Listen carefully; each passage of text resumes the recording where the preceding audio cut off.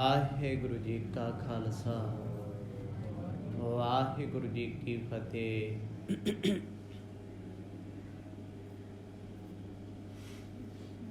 ਦਸਾਂ ਪਾਤਸ਼ਾਹੀਆਂ ਦੀ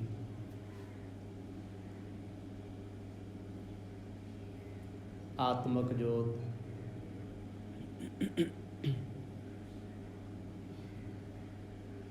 ਸਾਹਿਬ ਸ੍ਰੀ ਗੁਰੂ ਗ੍ਰੰਥ ਸਾਹਿਬ ਜੀਆਂ ਦੀ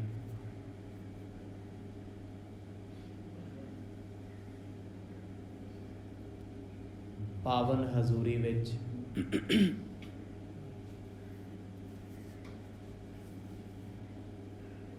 ਦੂਰੋਂ ਨੇੜਿਓਂ ਚੱਲ ਕਰਕੇ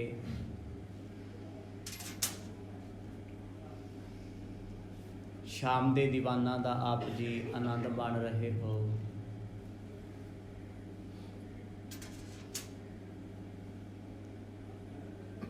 ਸ਼ੁਭ ਘੜੀਆਂ ਪ੍ਰਾਪਤ ਹੋਈਆਂ ਨੇ। ਸਤਸੰਗ ਦੇ ਲੇਖੇ ਲਾਈਏ,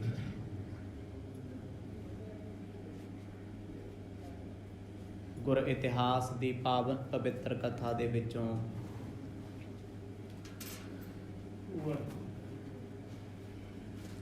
ਆਪ ਜੀ ਨੇ ਸਰਵਣ ਕੀਤਾ ਸੀ।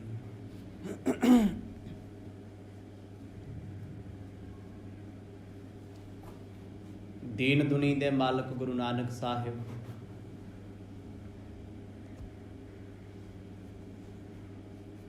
ਮਹਾਰਿਸ਼ੀ ਕਾਗ ਪਸੁੰਡ ਦੇ ਪਾਸ ਬੈਠੇ ਨੇ।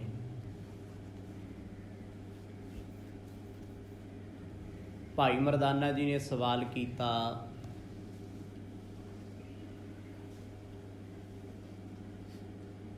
ਤੁਹਾਨੂੰ ਇਹ ਕਾਂ ਵਾਲਾ ਰੂਪ ਕਿਉਂ ਪ੍ਰਾਪਤ ਹੋਇਆ? ਇਹੋ ਹੀ ਸਵਾਲ ਭਾਈ ਬਾਲਾ ਜੀ ਨੇ ਦੁਹਰਾਇਆ। ਇੰਨੀ ਭਗਤੀ ਕਰਨ ਤੋਂ ਬਾਅਦ ਵੀ ਕਾਂ ਦੀ ਜੂਨ ਕਿਉਂ ਮਿਲੀ? ਇਹ ਸਭ ਸੁਣ ਕੇ ਕਾਗ ਪਸੁੰਡ ਜੀ ਨੇ ਆਪਣੀ ਆਤਮ ਕਥਾ ਦੁਹਰਾਈ।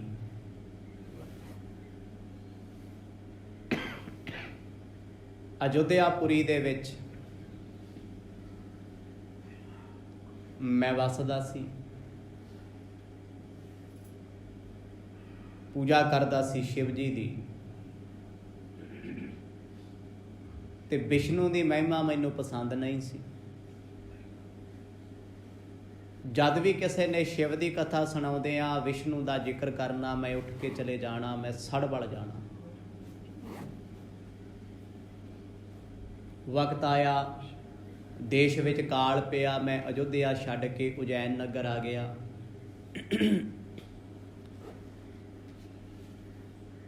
ਜਾਤ ਦਾ ਸ਼ੂਦਰ ਹੋਣ ਕਰਕੇ ਮੈਨੂੰ ਕੋਈ ਮੂੰਹ ਨਹੀਂ ਸੀ ਲਾਉਂਦਾ।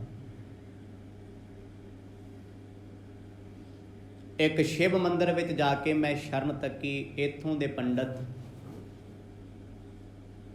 ਬੜੇ ਸੂਝਵਾਨ ਸੀ, ਬ੍ਰਹਮ ਗਿਆਨੀ ਸਨ। ਉਹਨਾਂ ਮੈਨੂੰ ਆਪਣਾ ਪੁੱਤ ਬਣਾਇਆ, ਬੱਚਿਆਂ ਵਾਂਗੂ ਮੈਨੂੰ ਪਿਆਰ ਕੀਤਾ। ਮੇਰੀ ਉਪਾਸ਼ਨਾ ਵੇਖ, ਬੰਦਗੀ ਵੇਖ ਬੜੇ ਪ੍ਰਸੰਨ ਹੁੰਦੇ ਰਹੇ। ਜਦੋਂ ਜਦੋਂ ਉਹਨਾਂ ਨੂੰ ਪਤਾ ਲੱਗਿਆ ਮੇਰੇ ਅੰਦਰ ਵਿਸ਼ਨੂੰ ਦੇ ਪ੍ਰਤੀ ਈਰਖਾ ਹੈ, ਮੈਨੂੰ ਬੜਾ ਸਮਝਾਉਣ ਦਾ ਯਤਨ ਕੀਤਾ। ਜਿਉਂ-ਜਿਉਂ ਮੇਰਾ ਗੁਰੂ ਬ੍ਰਾਹਮਣ ਵਿਸ਼ਨੂੰ ਜੀ ਦੀ ਤਾਰੀਫ ਕਰਦਾ, ਤਿਉਂ-ਤਿਉਂ ਮੇਰੇ ਦਿਲ ਤੋਂ ਲਹਿੰਦਾ ਗਿਆ। ਮੈਂ ਸੜ ਬਲ ਗਿਆ ਕਿ ਵਿਸ਼ਨੂੰ ਮੈਨੂੰ ਚੰਗਾ ਨਹੀਂ ਲੱਗਦਾ। ਗੱਲ ਕਰਨੀ ਹੈ ਤੇ ਸ਼ਿਵ ਦੀ ਮਹਿਮਾ ਕਰੋ। ਆਖਰਕਾਰ ਇੱਕ ਦਿਨ ਮੈਂ ਸ਼ਿਵ ਦੁਆਲੇ ਬੈਠਾ, ਮੇਰੇ ਗੁਰੂ ਚੱਲ ਕੇ ਆ ਗਏ। ਮੈਂ ਸ਼ਿਵ ਦੀ ਆਰਾਧਨਾ 'ਚ ਬੈਠਾ ਸੀ, ਆਪਣੇ ਗੁਰੂ ਦਾ ਸਤਿਕਾਰ ਹੀ ਨਾ ਕੀਤਾ, ਉੱਠ ਕੇ ਵੇਖਿਆ ਹੀ। ਮੇਰਾ ਗੁਰੂ ਸੀ ਬ੍ਰਹਮ ਗਿਆਨੀ, ਉਹਨੇ ਪਰਵਾਹ ਨਾ ਕੀਤੀ। ਜਿਹਦੀ ਮੈਂ ਪੂਜਾ ਕਰਦਾ ਸੀ ਉਹਦੀ ਆਕਾਸ਼ਬਾਣੀ ਹੋਈ, ਭਾਵ ਸ਼ਿਵ ਦੀ। ਕਹਿੰਦੇ, ਦੋਸਤਾ ਤੈਨੂੰ ਨਰਕਾਂ ਵਿੱਚ ਥਾਂ ਨਹੀਂ ਮਿਲਣੀ। ਤੂੰ ਆਪਣੇ ਗੁਰੂ ਦਾ ਸਤਿਕਾਰ ਨਹੀਂ ਕਰ ਸਕਿਆ ਤੇ ਮੈਨੂੰ ਕੀ ਪਿਆਰ ਕਰਦਾ? ਇਹਨਾਂ ਸਾਰੇ ਪ੍ਰਕਰਨਾਂ ਨੂੰ ਆਪ ਜੀ ਨੇ ਵਿਸਥਾਰ ਸਹਿਤ ਸੁਣਿਆ। ਆਓ ਕੁਝ ਸਮਾਂ ਮਨ ਚਿੱਤ ਬਿਰਤੀਆਂ ਨੂੰ ਇਕਾਗਰ ਚਿੱਤ ਬਣਾਈਏ। ਪ੍ਰੇਮ ਦੀ ਪਾਓ ਸਾਂਝ ਗੱਜ ਵੱਜ ਕੇ ਆਖੋ ਜੀ ਸਤਨਾਮ ਸ੍ਰੀ ਵਾਹਿਗੁਰੂ ਸਾਹਿਬ ਜੀ। ਸਤਨਾਮ ਸ੍ਰੀ ਵਾਹਿਗੁਰੂ ਸਾਹਿਬ ਜੀ। ਵਾਹਿਗੁਰੂ। ਚੌਪਈ। ਸੁਣਿਓ ਸਰਾਪ ਜਬ ਜੋ ਗੁਰ ਮੋਰਾ,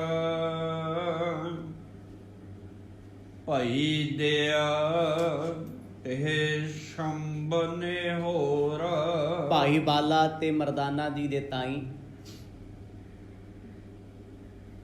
ਸੈਲਫ ਸਟੋਰੀ, ਆਤਮ ਕਥਾ। ਕਾਗ ਪਸੁੰਡ ਜੀ ਸੁਣਾ ਰਹੇ ਨੇ, ਅੱਖਾਂ ਵਿੱਚ ਹੰਝੂ ਨੇ ਅਫਸੋਸ ਦੇ, ਕਿਉਂਕਿ ਵਕਤ ਬਹੁਤ ਬਤੀਤ ਗਿਆ। ਹੱਥਾਂ ਨਾਲ ਦਿੱਤੀਆਂ ਗੰਢਾਂ ਹੁਣ ਮੂੰਹ ਨਾਲ ਵੀ ਖੁੱਲੀਆਂ ਨਹੀਂ। ਜਿਹਦੀ ਪਿਆਰ ਵਿੱਚ ਭਿੱਜ ਕੇ ਮੈਂ ਜ਼ਿੰਦਗੀ ਲਾ ਦਿੱਤੀ, ਭਾਵ ਸ਼ਿਵ ਜੀ, ਉਹਨੇ ਮੈਨੂੰ ਕਹਿ ਦਿੱਤਾ ਤੂੰ ਨਰਕਾਂ 'ਚ ਚਲਿਆ ਜਾ, ਤੂੰ ਦੁਸ਼ਟ ਹੈ, ਬੰਦਾ ਕਹਾਉਣ ਦੇ ਲਾਇਕ ਨਹੀਂ। ਕਿਉਂਕਿ ਮੈਂ ਈਰਖਾ ਕਰਦਾ ਸੀ, ਨਫ਼ਰਤ ਕਰਦਾ ਸੀ ਵਿਸ਼ਨੂੰ ਦੇ ਨਾਲ। ਪਰ ਸ਼ਿਵ ਨੂੰ ਇਹ ਕਦੇ ਚੰਗਾ ਹੀ ਨਹੀਂ ਲੱਗਾ ਵੀ ਕੇਵਲ ਮੇਰੀ ਮਹਿਮਾ ਕਰਦਾ ਹੈ, ਮੇਰਾ ਭਗਤ ਬਣਿਆ, ਤੇ ਵਿਸ਼ਨੂੰ ਦੇ ਇਹ ਵਿਰੋਧ ਵਿੱਚ ਬੋਲਦਾ ਹੈ। ਜਦੋਂ ਕਹਿੰਦੇ ਸ਼ਰਾਫ ਦਾ ਬਚਨ ਹੋ ਗਿਆ ਵੀ ਜਨਮ ਜਨਮ ਡੁੱਬੇਗਾ, ਜਨਮ ਜਨਮ ਮਰੇਗਾ, ਤੈਨੂੰ ਨਰਕਾਂ ਨੇ ਵੀ ਸਹਾਰਨਾ ਨਹੀਂ, ਝੱਲਣਾ ਨਹੀਂ, ਤੇਰੇ ਵਰਗਾ ਦੁਸ਼ਟ ਇਸ ਧਰਤੀ ਤੇ ਕੋਈ ਨਹੀਂ। ਹੁਣ ਵੇਖੋ ਹੈ ਤੇ ਧਰਮੀ ਬੰਦਾ ਹੈ, ਸ਼ਿਵ ਦੀ ਆਰਾਧਨਾ ਕੀਤੀ, ਸਾਰੀ ਜ਼ਿੰਦਗੀ ਲਾ ਦਿੱਤੀ, ਖਟਿਆ ਕੀ? ਮਤਲਬ ਧਰਮ ਮਾੜਾ ਨਹੀਂ ਹੈ। ਜੇ ਧਰਮੀ ਬਣ ਕੇ ਵੀ ਸਾਡਾ ਸੁਭਾਵ ਨਹੀਂ ਗਿਆ ਨਾ, ਇੱਕ ਭੁਲੇਖਾ ਹੀ ਅਸੀਂ ਧਰਮੀ ਹੁੰਨੇ ਹਾਂ। ਹੁਣ ਸੱਪ ਨੂੰ ਭਾਵੇਂ ਦੁੱਧ ਪਿਲਾ ਦਿਓ, ਪਾਣੀ ਪਿਲਾ ਦਿਓ, ਪਾਲਤੂ ਬਣਾ ਕੇ ਰੱਖ ਲਓ, ਵਿਸ ਨਹੀਂ ਨਾ ਛੱਡਦਾ, ਜ਼ਹਿਰ ਨਹੀਂ ਛੱਡਦਾ। ਇਹ ਧਰਮੀ ਬਣ ਕੇ ਵੀ ਅੰਦਰੋਂ ਆਦਤਾਂ ਨਾ ਛੱਡੀਆਂ, ਬੁਰਾਈਆਂ ਨਾ ਛੱਡੀਆਂ, ਮਾੜੇ ਖਿਆਲ ਨਾ ਛੱਡੇ, ਪਰਾਏ ਦਾ ਬੁਰਾ ਨਾ ਛੱਡਿਆ, ਤੇ ਧਰਮੀ ਹੋਏਗਾ ਫਿਰ ਐਸਾ। ਕਹਿੰਦੇ ਮੈਨੂੰ ਆਪਣੀ ਕੀਤੀ ਤੇ ਬੜਾ ਅਫਸੋਸ ਸੀ, ਪਰ ਕਿਤੇ ਨਾ ਕਿਤੇ ਸ਼ਿਕਵਾ ਵੀ ਹੈ ਵੀ ਐ ਸ਼ਿਵ, ਜਦੋਂ ਮੈਂ ਤੈਨੂੰ ਪ੍ਰੇਮ ਕਰਦਾ, ਦਿਨ ਰਾਤ ਤੈਨੂੰ ਆਰਾਧਦਾ ਹਾਂ, ਤੂੰ ਹੀ ਸ਼ਰਾਫ ਦੇਤਾ। ਜਦੋਂ ਮੈਂ ਰੋ ਕੇ ਬਾਹਰ ਆਇਆ, ਮੇਰੇ ਗੁਰੂ ਨੇ ਵੇਖ ਲਿਆ, ਉਹ ਅੰਤਰਜਾਮੀ ਸੀ, ਉਹ ਜਾਣ ਗਿਆ ਵੀ ਚੰਦਰ ਚੂੜ, ਚੂੜ ਨਾਮ ਜੂੜੇ ਦਾ, ਚੰਦਰ ਨਾਮ ਚੰਦਰਮਾ ਦਾ ਹੈ। ਜਿਹਦੇ ਮੱਥੇ ਤੇ ਚੰਦਰਮਾ ਦਾ ਨਿਸ਼ਾਨ ਮੰਨਿਆ ਜਾਂਦਾ ਹੈ, ਉਹਨੂੰ ਕਹਿੰਦੇ ਸ਼ਿਵ ਜੀ, ਚੰਦਰ ਚੂੜ। ਗੁਰੂ ਇੱਕਦਮ ਚੱਲ ਕੇ ਆਇਆ, ਕਹਿੰਦਾ ਪੁੱਤਰਾ ਕੀ ਹੋਇਆ? ਮੈਂ ਭੁੱਬਾ ਮਾਰ ਕੇ ਰੋਇਆ, ਗੁਰੂ ਜੀ ਜਿਹਦੇ ਪਿੱਛੇ ਲੱਗ ਮੈਂ ਤੇਰੇ ਨਾਲ ਈਰਖਾ ਕਰਦਾ ਸੀ, ਉਹੀਓ ਬੇਵਫਾ ਹੋ ਗਿਆ। ਆਖੋ ਸਤਨਾਮ। ਉਹ ਸ਼ਿਵ ਹੀ ਮੈਨੂੰ ਸ਼ਰਾਫ ਦੇ ਗਿਆ। ਜਿਹਦੇ ਲਈ ਮੈਂ ਸਭ ਕੁਝ ਛੱਡਿਆ, ਜਿਹਦੇ ਪਿਆਰ ਵਿੱਚ ਭਿੱਜਿਆ, ਉਹ ਮੇਰਾ ਹੀ ਨਹੀਂ ਬਣਿਆ। ਗੁਰੂ ਕਹਿੰਦੇ ਉਹਦਾ ਕੋਈ ਕਸੂਰ ਨਹੀਂ ਸੀ, ਦੁਸ਼ਟਾ ਤੂੰ ਨਹੀਂ ਕਿਸੇ ਦਾ ਬਣਿਆ। ਤੂੰ ਸ਼ਿਵ ਜੀ ਦੀ ਗੱਲ ਜ਼ਰੂਰ ਕਰਦਾ ਸੀ, ਪਰ ਅੰਦਰੋਂ ਈਰਖਾ ਰੱਖਦਾ ਸੀ, ਵਿਸ਼ਨੂੰ ਦੇ ਨਾਲ ਧਰੋਹ ਰੱਖਦਾ ਸੀ, ਵੈਰ ਰੱਖਦਾ ਸੀ। ਈਰਖਾ ਰੱਖਣ ਵਾਲਾ ਬੰਦਾ ਕਦੇ ਵੀ ਧਰਮੀ ਨਹੀਂ ਬਣ ਸਕਦਾ। ਮੇਰੇ ਗੁਰੂ ਨੂੰ ਮੇਰੇ ਤੇ ਤਰਸ ਆਇਆ, ਪਰ ਕਹਿੰਦੇ ਸ਼ਿਵ ਦੀਆਂ ਕਈਆਂ ਗੱਲਾਂ ਤੇ ਸੱਤ ਹੋਣੀਆਂ ਨੇ। ਸ਼ਰਾਫ ਜੋ ਦੇਤਾ ਉਹਨੇ ਟਾਲਿਆ, ਟਲਣਾ ਨਹੀਂ। ਅਨਕ ਭਾਂਤ ਕੀ ਉਸਤਤ ਥਾਨੀ, ਚੰਦਰ ਝੂੜ ਬੋਲੇ ਪੁਨ ਬਾਨੀ। ਮੇਰੇ ਗੁਰੂ ਨੇ ਮੇਰੇ ਤੇ ਕੀਤਾ ਤਰਸ। ਉਸੇ ਮੰਦਰ ਵਿੱਚ ਬੈਠ ਕੇ ਕਹਿੰਦੇ ਆਰਾਧਨਾ ਕੀਤੀ ਸ਼ਿਵ ਦੀ। ਜਿਸ ਗੁਰੂ ਦਾ ਇਹਨੇ ਤਿਰਸਕਾਰ ਕੀਤਾ ਨਾ, ਨਰਾਦਰ ਕੀਤਾ, ਆਖਰ ਉਸੇ ਨੂੰ ਤਰਸ ਆਇਆ ਵੀ ਚਲ ਹੈ ਤੇ ਮੇਰਾ ਹੀ ਹੈ, ਚੰਗਾ ਭਾਵੇਂ ਮਾੜਾ। ਕਦੇ ਤੇ ਆਪਣਾ ਭਗਤ ਤੇ ਆਪਣਾ ਪੁੱਤ ਕਿਹਾ ਸੀ। 24 ਘੰਟੇ ਬੈਠੇ ਰਹੇ, ਇੰਨੀ ਇਬਾਦਤ ਭਗਤੀ ਮੇਰੇ ਗੁਰੂ ਬ੍ਰਹਮਣ ਨੇ ਕੀਤੀ ਨਾ, ਸ਼ਿਵ ਪ੍ਰਗਟ ਹੋ ਗਏ।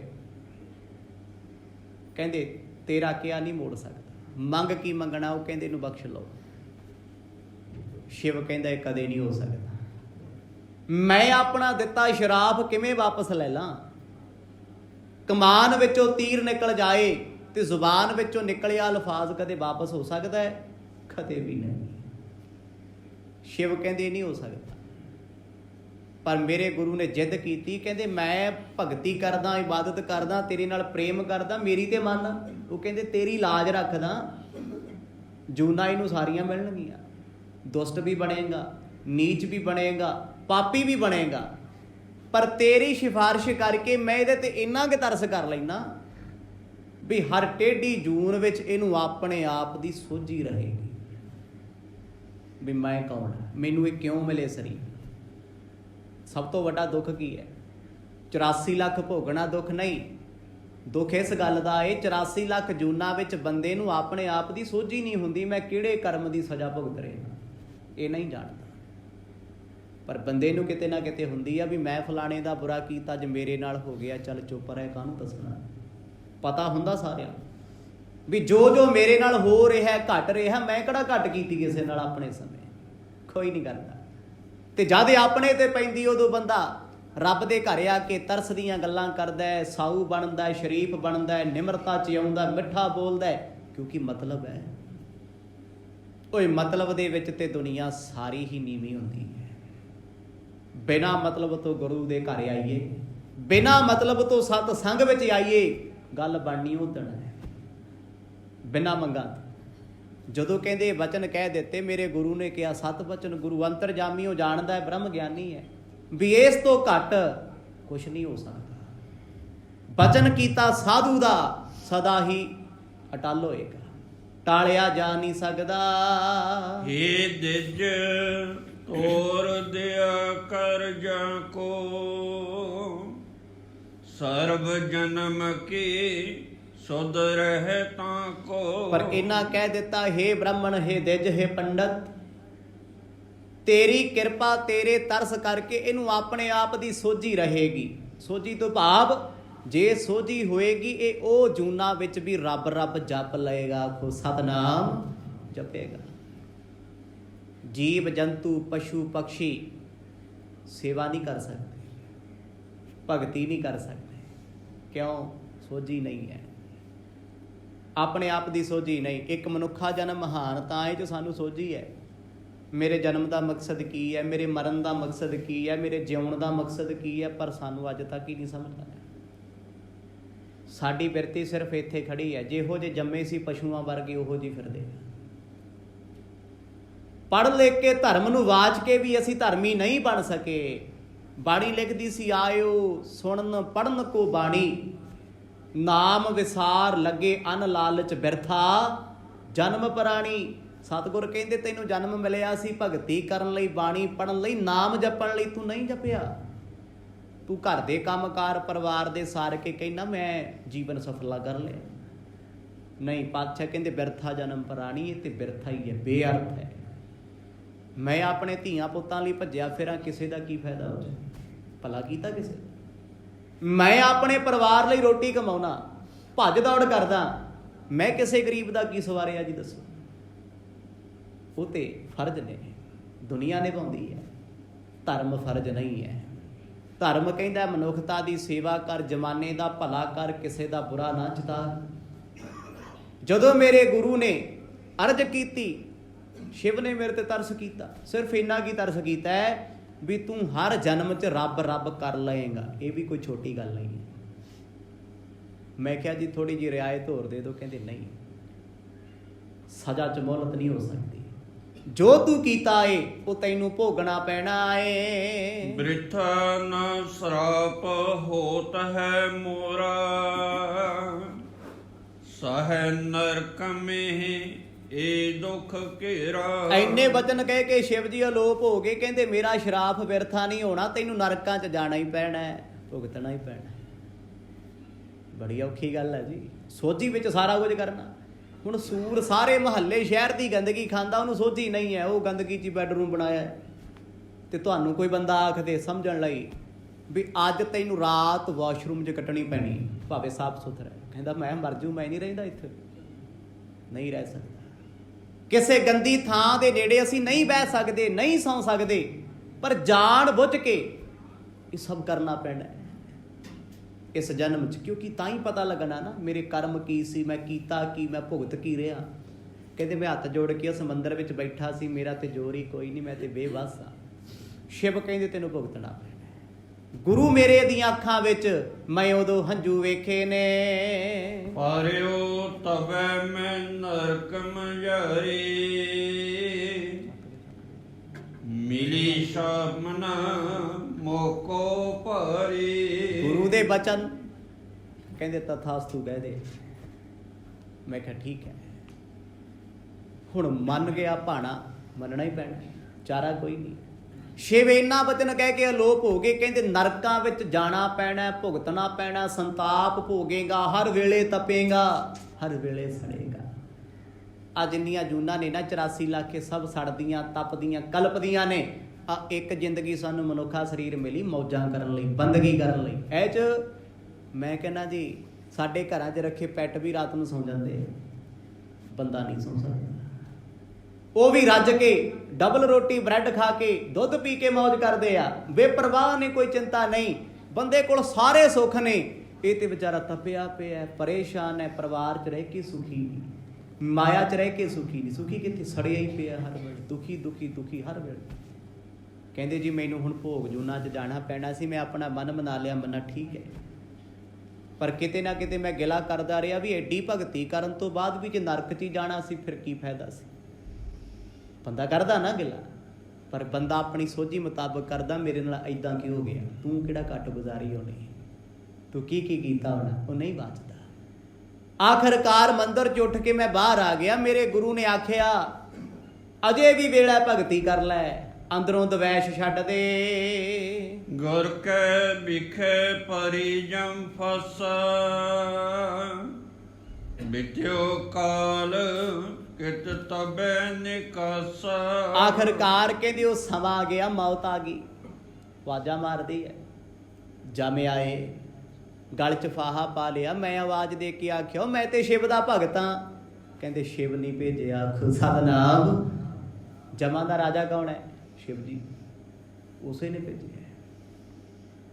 ਹੁਣ ਦੁਨਿਆਵੀ ਤੌਰ ਤੇ ਉਲਾਂਭਾ ਨਾ ਵੀ ਮੈਂ ਜਿਹਨੂੰ ਪਿਆਰ ਕੀਤਾ, ਮੈਂ ਸਾਰੀ ਜ਼ਿੰਦਗੀ ਜਿਹਦੇ ਪਿੱਛੇ ਲਾ ਦਿੱਤੀ, ਸ਼ਿਵ ਸ਼ਿਵ ਸ਼ਿਵ ਸ਼ਿਵ ਕਰਦਾ ਰਿਹਾ। ਮੈਂ ਵਿਸ਼ਨੂੰ ਨਾਲ ਬੈਰ ਪਾਈ ਰੱਖਿਆ, ਪਰ ਉਹ ਹੀ ਮੇਰਾ ਨਹੀਂ ਬਣਿਆ। ਪਰ ਸੋਚਦਾ ਤੇ ਸਹੀ, ਰੱਬ ਤੇ ਰੱਬ ਦੇ ਪਿਆਰੇ ਕਹਿੰਦੇ ਆ ਸਾਰੀ ਦੁਨੀਆ ਦਾ ਭਲਾ ਮੰਗ, ਤੇਰਾ ਭਲਾ ਤਾਂ ਹੋਣਾ। ਉਹ ਕਹਿੰਦਾ ਸੀ ਮੈਂ ਇੱਕ ਸ਼ਿਵ ਨੂੰ ਮੰਨਦਾ, ਮੈਂ ਦੂਜੇ ਤੋਂ ਲੈਣਾ ਕੀ ਮਤਲਬ। ਧਰਮੀ ਹੋ ਕੇ ਈਰਖਾ ਕਰਦਾ ਸੀ, ਸਾੜਾ ਕਰਦਾ ਸੀ, ਨੀਚਾ ਵਿਖਾਉਣ ਬਾਰੇ। ਹੁਣ ਆਪਾਂ ਕਹੀਏ ਮੈਂ ਤੇ ਜੀ ਗੁਰੂ ਨਾਨਕ ਸਾਹਿਬ, ਗੁਰੂ ਗ੍ਰੰਥ ਸਾਹਿਬ ਨੂੰ ਮੰਨਦਾ, ਇਹ ਤੋਂ ਬਿਨਾਂ ਨਾ ਕੋਈ ਦੇਵੀ ਦੇਵਤਾ, ਨਾ ਕੋਈ ਸਾਧੂ, ਨਾ ਕੋਈ ਮਹਾਤਮਾ, ਨਾ ਕੋਈ ਫਕੀਰ, ਕੱਖ ਵੀ ਨਹੀਂ ਹੁੰਦਾ। ਇਹ ਤੇ ਮਾੜੀ ਗੱਲ ਹੈ। ਤੂੰ ਮੰਨਦਾ ਹੈ ਗੁਰੂ ਘਰ ਨੂੰ, ਜੀ ਸਦਕੇ ਮੰਨ, ਤੇਰਾ ਬਹੁਤ ਵੱਡਾ ਪਣ ਹੈ, ਤੂੰ ਗੁਰੂ ਗੁਰੂ ਕਰਦਾ ਹੈ, ਪਰ ਤੈਨੂੰ ਹੱਕ ਕਿਹਨੇ ਦਿੱਤਾ ਵੀ ਤੂੰ ਸ਼ਿਵ ਦੀ ਨਿੰਦਿਆ ਕਰੇ, ਬ੍ਰਹਮਾ ਦੀ ਨਿੰਦਿਆ ਕਰੇ, ਵਿਸ਼ਨੂੰ ਦੀ ਨਿੰਦਿਆ ਕਰੇ, ਭਗਤੀ ਵਾਲਿਆਂ ਨੂੰ ਤੂੰ ਮਾੜਾ ਬੋਲੇ, ਜਲੀਲ ਕਰੇ, ਜਿਨ੍ਹਾਂ ਜੀਵਨ 'ਚ ਇੰਨੇ ਕਰਮ ਕੀਤੇ। ਹੁਣ ਆਪਾਂ ਪਿੱਛੇ ਗੋਰਖ ਦੀ ਕਥਾ ਸੁਣੀ ਸਾਰੀ, ਗੋਰਖਨਾਥ ਜੀ ਦੀ। ਉੱਥੇ ਵੀ ਮੈਂ ਹੀ ਬੇਨਤੀਆਂ ਕੀਤੀਆਂ ਵੀ ਗੋਰਖਨਾਥ ਕਿੱਡੇ ਭਾਗਾਂ ਵਾਲਾ ਹੈ ਜਿਹਨੂੰ ਗੁਰੂ ਨਾਨਕ ਸਾਹਿਬ ਮਿਲੇ, ਤੇ ਸਾਡੇ ਵਾਲੇ ਮਸੰਦ ਬਾਬਾ ਸ੍ਰੀ ਚੰਦ ਨੂੰ ਨਹੀਂ ਬਖਸ਼ੇ ਜੋ ਗੁਰੂ ਸਾਹਿਬ ਦੇ ਪੁੱਤਰ। ਫਰਕ ਆ ਨਾ ਸੋਚਦਾ। ਦੀਨ ਦੁਨੀਆ ਦੇ ਮਾਲਕ ਸਤਿਗੁਰੂ ਸਨਮੁਖ ਬੈਠੇ ਆ, ਕਾਗ ਪਸੁੰਡੇ ਅੱਖਾਂ 'ਚੋਂ ਹੰਝੂ ਸੁੱਟ ਸੁੱਟ ਅਫਸੋਸ ਕਰਦਾ ਏ, ਕਿਉਂਕਿ ਬੀਤੇ ਵਕਤ ਦਾ ਅਫਸੋਸ ਹੀ ਹੁੰਦਾ, ਪਛਤਾਵਾ ਵੀ ਨਹੀਂ ਹੁੰਦਾ। ਕਹਿੰਦੇ ਉਹ ਸਮਾਂ ਆ ਗਿਆ, ਜਮਾ ਨੇ ਖਿੱਚ ਕੇ ਮੈਨੂੰ ਸਰੀਰ 'ਚੋਂ ਕੱਢ ਲਿਆ, ਲਿਜਾ ਕਰਕੇ ਨਰਕਾਂ ਵਿੱਚ ਸੁੱਟਤਾ। ਰਾਹ ਦੇ ਵਿੱਚ ਮੈਨੂੰ ਬੜੀਆਂ ਸ਼ਾਸਨਾਂ ਦਿੱਤੀਆਂ ਨੇ। ਦੋਹਰਾ 84 ਲੱਖ ਜੋਨ ਪੁੰਨ, ਭਰਮਿਓ ਸਭ ਕੇ ਮਾਹੇ, ਅਸ ਸਰੀਰ ਨਹਿ ਕੋ ਰਹਿਓ, ਜਿਹ ਮੈਂ ਜਨਮਿਓ ਨਾਹੀ। ਰੋ ਰੋ ਕੇ ਅੱਜ ਇੱਕ ਬ੍ਰਹਮ ਗਿਆਨੀ ਸਾਧੂ ਦੱਸਦਾ ਹੈ, ਕਹਿੰਦਾ ਮੈਂ 84 ਲੱਖ ਜੂਨਾਂ ਭੁਗਤੀਆਂ। ਉਹ ਕਿਹੜੀ ਜੂਨ ਹੈ? ਕਾਗ ਪਸੁੰਡ ਕਹਿੰਦੇ ਜੋ ਮੈਂ ਨਹੀਂ ਹਟਾਈ। 84 ਲੱਖ ਕਿਵੇਂ ਹੈ? ਮੱਛੀ ਦੀ ਇੱਕ ਜੂਨ ਆ ਨਾ ਜੀ, ਮੱਛੀ, ਫਿਰ ਮਗਰਮੱਛ ਵੀ ਬੈਠਾ। ਸਮੁੰਦਰ ਵਿੱਚ ਰਹਿਣ ਵਾਲੀਆਂ 42 ਲੱਖ ਜੂਨਾਂ ਨੇ। ਮੱਛੀ ਇੱਕ ਤਰ੍ਹਾਂ ਦੀ ਥੋੜ੍ਹਾ ਹੈ, ਕੋਈ ਡਾਲਫਿਨ ਹੈ, ਕੋਈ ਸ਼ਾਰਕ ਹੈ, ਕੋਈ ਹੈ। ਹਰ ਦੇਸ਼ ਵਿੱਚ ਅਲੱਗ-ਅਲੱਗ ਤਰ੍ਹਾਂ ਦੀਆਂ ਮੱਛੀਆਂ ਨੇ, ਹਰ ਥਾਂ ਤੇ ਅਲੱਗ-ਅਲੱਗ। ਇਹ ਥੋੜ੍ਹਾ ਵੀ ਇਕੱਲਾ ਇਸੇ ਧਰਤੀ ਤੇ ਨਰਕ ਭੁਗਤਣਾ ਪੈਂਦਾ। ਕਰੋੜਾਂ ਬ੍ਰਹਿਮੰਡ ਨੇ, ਲੱਖਾਂ ਧਰਤੀਆਂ ਨੇ, ਪਤਾ ਨਹੀਂ ਕਿਹੜੇ ਨਰਕ 'ਚ ਸੜਨਾ ਪੈਣਾ। ਰਜਿਸਟ੍ਰੇਸ਼ਨ ਤਾਂ ਹੈ ਨਹੀਂ ਨਾ ਵੀ ਜੇ ਇੱਥੇ ਜੰਮੇ ਤੇ ਇੱਥੇ ਹੀ ਆਉਣਾ ਪੈਣਾ, ਕੋਈ ਪਤਾ ਨਹੀਂ ਕਿੱਥੇ ਸੁੱਟ ਦੇਵੇ। ਇਸੇ ਕਰਕੇ ਬਾਣੀ ਕਹਿੰਦੀ ਹੈ ਮੁੜ ਕੇ ਕਦੇ ਨਹੀਂ ਮਿਲਣਾ। ਆ ਤੇ ਤੇਰਾ ਸਬੱਬ ਨਾਲ ਹੀ ਮੇਲਾ ਹੋਇਆ, ਤੇਰੇ ਪਰਿਵਾਰ ਨਾਲ, ਤੇਰੇ ਮਿੱਤਰਾਂ ਨਾਲ। ਇਸ ਜ਼ਿੰਦਗੀ ਦੇ ਵਿੱਚ ਜੇ ਕਿਤੇ ਮੰਨ ਲਓ 84 ਲੱਖ ਜੂਨਾਂ ਤੋਂ ਬਾਅਦ ਕਿਤੇ ਮਨੁੱਖਾ ਜਨਮ ਵੀ ਮਿਲਿਆ, ਇਹ ਥੋੜਾ ਵੀ ਇੰਡੀਆ 'ਚ ਹੀ ਮਿਲਣਾ, ਇਸੇ ਧਰਤੀ ਤੇ ਮਿਲਣਾ, ਕੀ ਪਤਾ ਕਿੱਥੇ ਜਾਣਾ ਹੈ। ਕਹਿੰਦੇ 84 ਲੱਖ ਜੂਨਾਂ ਮੈਂ ਭੁਗਤੀਆਂ, ਉਹ ਕਿਹੜਾ ਜਨਮ ਹੈ ਜੋ ਮੈਂ ਨਹੀਂ ਪਾਇਆ। ਹਜ਼ਾਰਾਂ ਵਾਰ ਮੈਂ ਸੱਪ ਬਣਿਆ, ਹਜ਼ਾਰਾਂ ਵਾਰ ਮੈਂ ਮੱਛੀ ਦੇ ਰੂਪ 'ਚ ਆਇਆ, ਕਿਉਂਕਿ ਸੱਪ ਦੀ ਇੱਕ ਕਿਸਮ ਥੋੜਾ, ਇੱਕ ਤੋਂ ਇੱਕ ਜ਼ਹਿਰੀ ਹੈ, ਇੱਕ ਤੋਂ ਇੱਕ ਘੱਟ ਜ਼ਹਿਰ ਹੈ। ਕਹਿੰਦੇ ਸਭ ਭੁਗਤੇ, ਆਖਰਕਾਰ ਕਈ ਯੁੱਗ ਬਤੀਤ ਹੋ ਗਏ। ਇਹ ਯੁੱਗਾਂ ਤੇ ਗੱਲ ਜਾਂਦੀ ਹੈ, ਸਾਲਾਂ ਤੇ ਨਹੀਂ ਜਾਂਦੀ, ਸਦੀਆਂ ਤੇ ਨਹੀਂ ਜਾਂਦੀ, ਦਹਾਕਿਆਂ ਤੇ ਨਹੀਂ ਜਾ ਰਹੀ। ਲੱਖਾਂ ਯੁੱਗ ਬਤੀਤ ਹੋ ਜਾਂਦੇ ਨੇ 84 ਲੱਖ ਬਤੀਤ ਕਰਨ ਵਾਸਤੇ। ਐਵੇਂ ਥੋੜਾ ਮਰਦ ਨੇ ਕਹਿ ਦਿੱਤਾ ਮਨੁੱਖਾ ਜਨਮ ਸਰਦਾਰ ਹੈ। ਅਵਰ ਜੋਨ ਤੇਰੀ ਪਨਹਾਰੀ, ਇਸ ਧਰਤੀ ਮੈਂ ਤੇਰੀ ਸਿਕਦਾਰੀ। ਪਿਓ ਮਨੁੱਖਾ ਤੂੰ ਤੇ ਸਰਦਾਰ ਹੈ, ਸਿਕਦਾਰ ਮਤਲਬ ਰਾਜਾ ਹੈ। 84 ਲੱਖ ਜੂਨਾਂ ਤੇਰਾ ਪਾਣੀ ਭਰਦੀਆਂ ਨੇ, ਪਰ ਤੂੰ ਅਜੇ ਬੰਦਾ ਬਣ ਕੇ ਵੀ ਪਸ਼ੂਆਂ ਦੀ ਜੂਨ 'ਚ ਫਿਰਦਾ। ਸਤਿਨਾਮ, ਆ ਵੀ ਉਹੀ ਭੁਗਤਦਾ। ਨਾਮ ਵੀ ਹੁਣੇ ਆਦਮੀ ਤ੍ਰਿਗ ਜੀਵਨ ਕਰਮ ਕਰੇ। ਕਦੇ ਉੱਲੂ ਦੀ ਜੂਨ 'ਚ, ਕਦੇ ਕੁੱਤੇ ਦੀ ਜੂਨ 'ਚ, ਕਦੇ ਗਧੇ ਦੀ ਜੂਨ 'ਚ, ਹੈ ਬੰਦਾ ਹੀ ਹੈ, ਬਿਰਤੀ ਕਰਕੇ ਤੁਰਿਆ ਫਿਰਦਾ ਉਮਰਾਂ ਕਰਕੇ। ਗੁਰੂ ਨਾਨਕ ਸਾਹਿਬ ਜੀ ਦੇ ਸਨਮੁਖ ਕਾਗ ਪਸੁੰਡ ਕਹਿੰਦੇ ਮੈਂ ਉਹ ਨਰਕ ਵੇਖਿਆ ਜਿਹਦੀ ਕਦੇ ਆਸ ਨਹੀਂ ਸੀ ਕੀਤੀ। ਮੈਨੂੰ ਮਾਣ ਸੀ ਮੇਰੇ ਵਰਗਾ ਧਰਮੀ ਕੋਈ ਨਹੀਂ, ਮੈਨੂੰ ਤੇ ਸ਼ਿਵ ਨੇ ਬਚਾ ਲੈਣਾ, ਸ਼ਿਵ ਜੀ ਬਚਾਉਣਗੇ। ਮੈਨੂੰ ਉਸੇ ਨੇ ਸ਼ਰਾਫ ਦੇ ਦਿੱਤਾ। ਚੌਪਈ ਬਹੁਰ ਵਿਪਰ ਜਨਮ ਕੋ ਪਾਵਾ, ਸਗਨ ਉਪਾਸਨ ਮੇਨ ਮਨ ਲਾਵਾ। ਕਹਿੰਦੇ ਹੁਣ ਮੈਂ ਉਸ ਹਰ ਜਨਮ 'ਚ ਭਗਤੀ ਕਰਦਾ ਸੀ, ਭਾਵੇਂ ਕਿਸੇ ਪੰਛੀਆਂ, ਜਾਨਵਰ, ਜੀਵ, ਕੀੜਾ ਮਕੌੜਾ, ਸੁਰਤ ਸੀ ਨਾ। ਗੁਰੂ ਕਰਕੇ ਅੰਦਰ ਇੱਕ ਸ਼ਿਵ ਨੇ ਭਲੇ ਮਾਨਸੀ ਦਾ ਬਚਨ ਕਹਿਤਾ, ਤੈਨੂੰ ਹਰ ਜੂਨ ਵਿੱਚ, ਹਰ ਜਨਮ 'ਚ ਆਪਣੇ ਆਪ ਦਾ ਗਿਆਨ ਤੇ ਸੋਝੀ ਰਹੇਗੀ। ਕਹਿੰਦੇ ਰਹੀ। ਆਖਰਕਾਰ 84 ਲੱਖ ਜੂਨਾਂ ਭੁਗਤਣ ਤੋਂ ਬਾਅਦ, ਲੱਖਾਂ ਸਾਲਾਂ ਬਾਅਦ, ਜੂਨ ਹੀ 84 ਲੱਖ ਹੈ ਤੇ ਸਾਲ ਕਿੰਨੇ ਲੱਗਣਗੇ? 84 ਲੱਖ ਤੇ ਇਕੱਠਾ ਹੀ ਹੋ ਗਿਆ ਨਾ, ਕਰੋੜਾਂ ਸਾਲ। 1 ਅਰਬ 50 ਲੱਖ ਸਾਲ ਲੱਗਦੇ 84 ਲੱਖ ਜੂਨ ਭੁਗਤਣ ਵਾਸਤੇ। ਕਿੱਡਾ ਪਛਤਾਵਾ ਹੈ। ਇੱਥੇ ਤੇ 1 ਲੱਖ ਦੀ ਰਕਮ ਇਨਕਮ ਟੈਕਸ ਕੱਟ ਲੇ, 5 ਲੱਖ ਕੱਟ ਲੇ, ਨਾਲੇ ਪਤਾ ਕਾਗਜ਼ ਹੈ, ਕਾਗਜ਼ਾਂ ਦੀਆਂ ਮੋਹਰਾਂ ਨੇ, ਇੱਥੇ ਹੀ ਰਹਿ ਜਾਣੀਆਂ ਨੇ, ਝੋਰਾ ਲੱਗ ਜਾਂਦਾ ਹੈ। ਕਈ ਵਾਰ ਬੰਦਾ ਹਾਰਟ ਅਟੈਕ ਨਾਲ ਹੀ ਮਰ ਜਾਂਦਾ, ਹਾਏ ਮੇਰੇ ਪੈਸੇ ਗਏ, ਹਾਏ ਮੇਰਾ ਆ ਗਿਆ। ਪਰ 84 ਲੱਖ ਜੂਨਾਂ ਨੂੰ ਭੁਗਤ ਕੇ ਆਉਣਾ ਅਰਬਾਂ ਸਾਲਾਂ ਬਾਅਦ, ਕਹਿੰਦੀ ਫੇਰ ਵੀ ਬੰਦਾ ਬਣ ਕੇ ਬੰਦਿਆਂ ਵਾਲੇ ਕੰਮ ਨਹੀਂ ਕਰਦਾ। ਕਿੱਡੀ ਵੱਡੀ ਮੂਰਖਤਾ ਸਾਡੀ ਹੈ, ਹਰ ਇਨਸਾਨ ਦੀ ਹੈ। ਜਗਤ ਗੁਰੂ ਗੁਰੂ ਨਾਨਕ ਸਾਹਿਬ ਦੇ ਸਾਹਮਣੇ ਕਹਿੰਦਾ ਬਾਬਾ ਫਿਰ ਐਸੀ ਕਿਰਪਾ ਹੋਈ, ਜੂਨਾਂ ਭੁਗਤੀਆਂ, ਐਵੇਂ ਨਹੀਂ ਸਿੱਧਾ। ਕਹਿੰਦੇ ਮੈਨੂੰ ਜਨਮ ਮਿਲ ਗਿਆ ਫਿਰ ਮਨੁੱਖਾਂ ਵਾਲਾ, ਸ਼ੁਕਰ ਹੈ। ਮੈਂ ਉਸ ਜਨਮ ਦੇ ਵਿੱਚ ਸੋਝੀ ਰੱਖਦਾ ਸੀ, ਮੈਨੂੰ ਬਚਪਨ ਤੋਂ ਸੋਝੀ ਸੀ, ਕਿਉਂਕਿ ਮੈਂ ਜਨਮਾਂ ਦੀ ਸੋਝੀ ਲਈ ਫਿਰਦਾ ਵੀ ਮੈਂ ਤੇ ਭਟਕਿਆ ਫਿਰਦਾ, ਮੈਂ ਮਾੜੇ ਕਰਮ ਕੀਤੇ ਨੇ, ਹੁਣ ਕੋਈ ਬੁਰਾ ਕਰਮ ਨਹੀਂ ਕਰਨਾ। ਸਰਬ ਜਨਮ ਕੀ ਸੁਧ ਮੋਏ ਰਹੀ,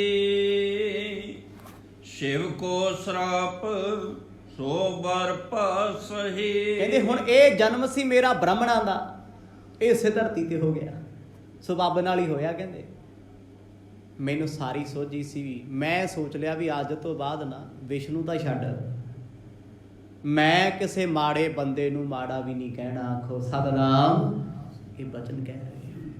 ਮੈਂ ਤੇ ਕਈ ਵਾਰ ਆਪਣੇ ਬਾਰੇ ਸੋਚਦਾ, ਮੈਨੂੰ ਕਿਸੇ ਦਾ ਤਾਂ ਨਹੀਂ ਪਤਾ ਵੀ ਜਿੰਨਾ ਅਸੀਂ ਅੰਦਰ ਸੋਚਦੇ ਆ ਨਾ ਜਾਣੇ, ਪਤਾ ਨਹੀਂ ਸਾਡਾ ਤਾਂ ਨਹੀਂ ਭਲਾ ਹੁੰਦਾ। ਲੱਖ ਕਥਾ ਕਰੀਏ, ਲੱਖ ਗੁਰਦੁਆਰੇ ਰਹੀਏ, ਲੱਖ ਨਾਮ ਜਪੀਏ, ਜਿਹੜੇ ਸਾਡੇ ਹਾਲਾਤ ਨੇ ਅੰਦਰ, ਜਿੰਨਾ ਮਨ ਸਾਡਾ ਪਾਪੀ ਹੈ ਨਾ, ਮੈਨੂੰ ਨਹੀਂ ਲੱਗਦਾ ਕਦੇ ਸਾਡਾ ਉਧਾਰ ਹੋਵੇਗਾ। ਹਾਂ ਗੁਰੂ ਬਖਸ਼ ਲਵੇ, ਗੁਰੂ ਬਖਸ਼ਿੰਦ ਹੈ, ਗੁਰੂ ਦਇਆਲੂ ਹੈ, ਕਿਤੇ ਕਿਰਪਾ ਕਰਦਾ ਹੈ। ਬਸ ਤਰਸ ਦੀ ਬੇਨਤੀ ਹੈ, ਉਸ ਵੇਲੇ ਬੇਨਤੀ ਕਰਦਾ ਹੈ, ਕਹਿੰਦਾ ਮਹਾਰਾਜ ਬ੍ਰਾਹਮਣਾਂ ਦਾ ਜਨਮ ਮੈਨੂੰ ਮਿਲ ਗਿਆ, ਮੈਂ ਸ਼ੁਕਰ ਰੱਬ ਦਾ ਕੀਤਾ, ਪਰ ਮੈਨੂੰ ਸ਼ਿਵ ਜੀ ਨਹੀਂ ਸੀ ਭੁੱਲਦਾ ਵੀ ਜਿਹਦੇ ਲੇਖੇ ਮੈਂ ਸਾਰੀ ਜ਼ਿੰਦਗੀ ਲਾਤੀ, ਉਹੀ ਸ਼ਰਾਪ ਦੇ ਗਿਆ, ਉਹੀ ਕਹਿੰਦਾ ਹੱਟ ਪਿੱਛੇ ਮਰ ਪਰਾਂ ਓਏ, ਨਰਕਾਂ ਨੂੰ ਜਾ ਤੂੰ। ਪਰ ਹੁਣ ਮੈਨੂੰ ਇਹ ਸੋਝੀ ਹੋਣ ਲੱਗ ਗਈ ਵੀ ਇਹ 'ਚ ਸ਼ਿਵ ਜੀ ਦਾ ਕਸੂਰ ਕੋਈ ਨਹੀਂ ਸੀ, ਮਨਾ ਕਮੀਆਂ ਤੇਰੀਆਂ ਸੀ। ਬੰਦਾ ਬੰਦਾ ਕਦੋਂ ਬਣਦਾ ਹੈ? ਜਿੱਦਣ ਹਰ ਮੋੜ ਤੇ ਸੋਚਦਾ ਨਾ ਮੈਨੂੰ ਕਿਸੇ ਨੇ ਮਾੜਾ ਕਿਹਾ, ਕਿਉਂ ਕਿਹਾ, ਅਸੀਂ ਤੇ ਲੜਦੇ ਆ ਨਾ। ਜਿੱਦਣ ਉਹ ਸੋਚਣ ਲੱਗ ਗਿਆ ਮੈਨੂੰ ਉਹਨੇ ਮਾੜਾ ਕਿਹਾ, ਉਹਨੂੰ ਮੇਰੇ 'ਚ ਕੁਛ ਬੁਰਾ ਦਿਸਿਆ ਹੋਣਾ, ਉਹਨੇ ਤਾਂ ਕਿਹਾ। ਮੈਨੂੰ ਕਿਸੇ ਨੇ ਗਾਲ ਕੱਢੀ, ਕਿਸੇ ਨੇ ਬੁਰਾ ਕਿਹਾ, ਮੇਰੀ ਨਿੰਦਿਆ ਕਿਸੇ ਨੇ ਕੀਤੀ, ਉਹਨੂੰ ਕੋਈ ਕਮੀ ਦਿਸੀ ਹੋਣੀ ਤਾਂ ਬੋਲਿਆ। ਪਰ ਮੈਂ ਡਾਂਗ ਚੁੱਕੀ ਫਿਰਾਂ, ਮੈਨੂੰ ਮਾੜਾ ਕਿਵੇਂ ਬੋਲ ਗਿਆ, ਮਾੜਾ ਕਹਿ ਕਿਵੇਂ ਗਿਆ। ਕੁਛ ਤਾਂ ਕਮੀਆਂ ਰਹੀਆਂ ਹੋਣਗੀਆਂ। ਸਤਿਗੁਰਾਂ ਦੇ ਸਾਹਮਣੇ ਰੋ ਰੋ ਕੇ ਕਾਗ ਪਸੁੰਡ ਇੱਕ ਮਹਾਂਪੁਰਖ ਹੈ ਬੰਦਗੀ ਵਾਲਾ, ਜਿਹਨੂੰ ਫਰਕ ਕੋਈ ਨਹੀਂ, ਪਰ ਆਪਣੇ ਕੀਤੇ ਦਾ ਪਛਤਾਵਾ ਤਾਂ ਹੰਝੂ ਨੇ। ਅਫਸੋਸ ਹੈ। ਕਹਿੰਦੇ ਪੰਡਤਾਂ ਦਾ ਜਨਮ ਮਿਲ ਗਿਆ, ਦਿਜ ਬਣ ਗਿਆ, ਹੁਣ ਮੈਂ ਨਾ ਸ਼ਿਵ ਜੀ ਦੀ ਭਗਤੀ ਲੱਗ ਗਿਆ ਕਰਨ ਬੰਦਾ ਬਣ ਕੇ। ਮੈਂ ਵਿਸ਼ਨੂੰ ਵੀ ਮੰਨਿਆ ਕਰਾਂ, ਮੈਂ ਸਭ ਦੀ ਗੱਲ ਸੁਣਿਆ ਕਰਾਂ। ਜੇ ਦੇਖੋ ਅਜੇ ਵੀ ਅਕਲ ਨਾ ਆਈ ਤੇ ਫਿਰ ਕਾਹਦਾ ਆਊਗੀ? ਠੋਕਰਾਂ ਖਾ ਕੇ ਬੰਦਾ ਸਿੱਖੇ, ਨਾ ਸਿੱਖੇ ਤੇ ਕੀ ਫਾਇਦਾ? ਸਮਾਂ ਬਤੀਤ ਹੋਇਆ, ਮੈਂ ਹਰੀ ਹਰੀ ਰਾਮ ਰਾਮ ਵਿਸ਼ਨ ਵਿਸ਼ਨ ਨਿਤ ਜਪਦਾ ਰਹਿੰਦਾ ਸੀ। ਏਕ ਦਿਵਸ ਲੋ ਮਿਸਰਿਖ ਪਾਹੀ,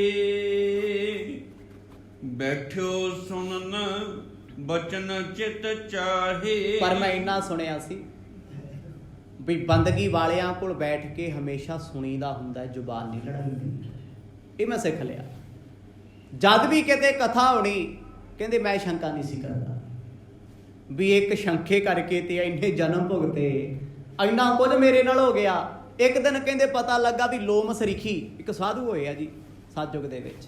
ਲੋਮਸ ਰਿਸ਼ੀ ਕਹਿੰਦੇ ਉਹ ਸਤਸੰਗ ਕਰ ਰਹੇ ਸੀ, ਰੱਬ ਦੀ ਗੱਲ ਸੁਣਾਉਂਦੇ ਸੀ। ਹੁਣ ਜਿੰਨੇ ਰਿਸ਼ੀ ਮਹਾਂਪੁਰਖ ਹੋਏ ਆ, ਠੀਕ ਹੈ, 4 ਵੇਦਾਂ ਦੀ ਆਪਾਂ ਗੱਲ ਕਰਦੇ ਹਾਂ ਅਸੀਂ, ਤੇ ਸਾਰਿਆਂ ਨੂੰ ਬਸ ਗਧਾ ਘੋੜਾ ਇੱਕ ਬਰਾਬਰ ਹੈ। ਹਾਂਜੀ ਪੰਡਤ ਮਾੜੇ ਹੁੰਦੇ ਆ, ਉਹ ਕਿੰਨੇ ਪੰਡਤ ਸੀ ਜੋ ਗੁਰੂ ਕਲਗੀਧਰ ਜੀ ਦੀ ਸ਼ਰਨ 'ਚ ਰਹਿੰਦੇ ਸੀ, ਕਿੰਨੇ ਸੀ ਪੜ੍ਹਿਆ ਕਦੇ? ਆਹ ਜਿਹੜੀ ਕਥਾ ਸੁਣ ਰਹੇ ਹੋ, ਕਵੀ ਜੀ ਕੋਲ ਬਹਿ ਕੇ ਲਿਖਾ ਰਹੇ ਆ, ਕਿਹਨੇ ਲਿਖਾਈ? ਉਹ ਵੀ ਪੰਡਤ ਸੀ। ਪੰਡਤ ਮਤਲਬ ਇਹ ਨਹੀਂ ਹੁੰਦਾ ਜਾਤ ਕਰਕੇ ਹੈ, ਚੰਗੇ ਮਾੜੇ ਸਾਰਿਆਂ 'ਚ ਹੁੰਦੇ ਆ। ਸਾਡੇ ਡਿਪਾਰਟਮੈਂਟ 'ਚ ਚੰਗੇ ਮਾੜੇ ਲੋਕ ਨਹੀਂ, ਸਿੱਖਾਂ 'ਚ ਨਹੀਂ, ਉਹ ਵੀ ਨੇ। ਕਿਸੇ ਨੂੰ ਪਾਣੀ ਪਿਲਾ ਕੇ ਰਾਜੀ ਨਹੀਂ, ਉਹ ਵੀ ਨੇ। ਜੋ ਆਪਣਾ ਜਿਸਮ ਨੋਚ ਕੇ ਕਿਸੇ ਭੁੱਖੇ ਨੂੰ ਰਜਾ ਦਿੰਦੇ ਆ, ਕੱਪੜੇ ਲਾ ਕੇ ਪਵਾ ਦਿੰਦੇ ਆ, ਆਪਣਾ ਘਰ ਵੀ ਛੱਡ ਦਿੰਦੇ, ਕਹਿੰਦੇ ਤੂੰ ਰਹਿ ਜਾ। ਮਤਲਬ ਹਰ ਪਾਸੇ ਚੰਗੇ ਮਾੜੇ ਹੁੰਦੇ ਆ। ਹੁਣ ਲੋਮਸ ਰਿਸ਼ੀ ਆਏ, ਕਹਿੰਦੇ ਸਾਰੇ ਲੋਕ ਆਏ, ਬੜੇ ਸਾਧੂ ਬੈਠੇ, ਲੱਖਾਂ ਲੋਕ ਸਤਸੰਗ ਸੁਣਦੇ ਆ। ਕਹਿੰਦੇ ਮੈਂ ਵੀ ਗਿਆ ਸੁਣਨ ਵਾਸਤੇ। ਹੁਣ ਜਿੰਨੇ ਰਿਸ਼ੀ ਉਹ ਰੱਬ ਦੀ ਗੱਲ ਕਰਦੇ ਆ ਸਾਰੇ, ਕਿਉਂਕਿ ਜਦੋਂ ਬ੍ਰਹਮ ਗਿਆਨ ਹੋ ਜੇ ਨਾ, ਫਿਰ ਦੇਵੀ ਦੇਵਤੇ ਧਾਰਮਿਕ ਲੋਕ ਇਹ ਥੱਲੇ ਰਹਿ ਜਾਂਦੀਆਂ ਗੱਲਾਂ। ਬ੍ਰਹਮ ਗਿਆਨ ਵਾਲੇ ਦੀ ਪੌੜੀ ਉੱਪਰ ਹੈ। ਬ੍ਰਹਮ ਗਿਆਨੀ ਕਦੇ ਨਹੀਂ ਲੜਦਾ ਵੀ ਗੁਰਦੁਆਰਾ ਵੱਡਾ ਤੇ ਮੰਦਿਰ ਛੋਟਾ। ਬ੍ਰਹਮ ਗਿਆਨੀ ਕਦੇ ਨਹੀਂ ਲੜਦਾ ਵੀ ਚਰਚ ਬੁਰਾ ਤੇ ਮਸਜਿਦ ਚੰਗੀ। ਉਹ ਕਹਿੰਦਾ ਭਾਈ ਏਕੋ ਹੈ, ਸਭ ਏਕੋ ਹੈ, ਸਾਹਿਬ ਮੇਰਾ ਏਕੋ ਹੈ। ਉਹਦਾ ਤੇ ਨਜ਼ਰੀਆ ਇਹ ਹੈ। ਬ੍ਰਹਮ ਗਿਆਨੀ ਦਾ ਨਾ ਕੋਈ ਰਿਸ਼ਤੇਦਾਰ ਹੁੰਦਾ, ਨਾ ਕੋਈ ਮਾਂ-ਬਾਪ ਹੈ, ਨਾ ਕੋਈ ਧੀ ਪੁੱਤ ਹੈ, ਨਾ ਕੋਈ ਭੈਣ ਭਰਾ। ਕੀ ਮਤਲਬ? ਹੁੰਦਾ ਨਹੀਂ, ਹੁੰਦੇ ਸਾਰੇ ਆ, ਮੰਨਦੇ ਨਹੀਂ। ਰਿਸ਼ਤਾ ਤੇ ਮੰਨਣ ਦਾ ਹੈ। ਬੜੇ ਲੋਕ ਨੇ ਇੱਥੇ ਮਾਂ-ਬਾਪ ਨੂੰ ਮਾਂ-ਬਾਪ ਹੀ ਨਹੀਂ ਮੰਨਦੇ, ਰੁਲਦੇ ਫਿਰਦੇ ਆ। ਕੀ ਕਰੋਗੇ? ਕਈ ਮਾਪੇ ਧੀ ਪੁੱਤ ਨੂੰ ਧੀ ਪੁੱਤ ਹੀ ਨਹੀਂ ਮੰਨਦੇ, ਛੱਡਿਆ ਸਾਰਾ ਕੁਝ। ਕਈ ਭਰਾ ਨੂੰ ਭਰਾ ਨਹੀਂ ਮੰਨਦੇ ਸਕੇ, ਭੈਣ ਭਰਾ ਕੋਰਟ ਕਚਹਿਰੀ ਤੁਰੇ ਫਿਰਦੇ। ਇਹ ਤੇ ਮੰਨਣ ਦੀ ਗੱਲ ਹੈ। ਜੇ ਮੰਨੀਏ ਤੇ ਗੈਰ ਵੀ ਆਪਣਾ, ਜੇ ਨਾ ਮੰਨੀਏ ਤੇ ਆਪਣਾ ਵੀ ਗੈਰ। ਆਖੋ ਸਤਿਨਾਮ। ਲੋਮਸ ਰਿਸ਼ੀ ਦੇ ਕੋਲ ਬਹਿ ਕੇ ਮੈਂ ਰੱਬ ਦੀ ਗੱਲ ਸੁਣਦਾ ਰਿਹਾ। ਕਹਿੰਦੇ ਉੱਥੇ ਸੁਣਨ ਵਾਲੇ ਨਾ ਸਾਰੇ ਚੜ੍ਹਦੀ ਕਲਾ ਵਾਲੇ ਸੀ, ਉੱਚੀ ਭਾਵਨਾ ਵਾਲੇ। ਤੇ ਰਿਸ਼ੀ ਦੀਆਂ ਗੱਲਾਂ ਵੀ ਕਹਿੰਦੀ ਉੱਚੀਆਂ ਸਨ, ਰੱਬ ਦੀਆਂ ਗੱਲਾਂ। ਉਹ ਨਹੀਂ ਸੀ ਫਸਦਾ।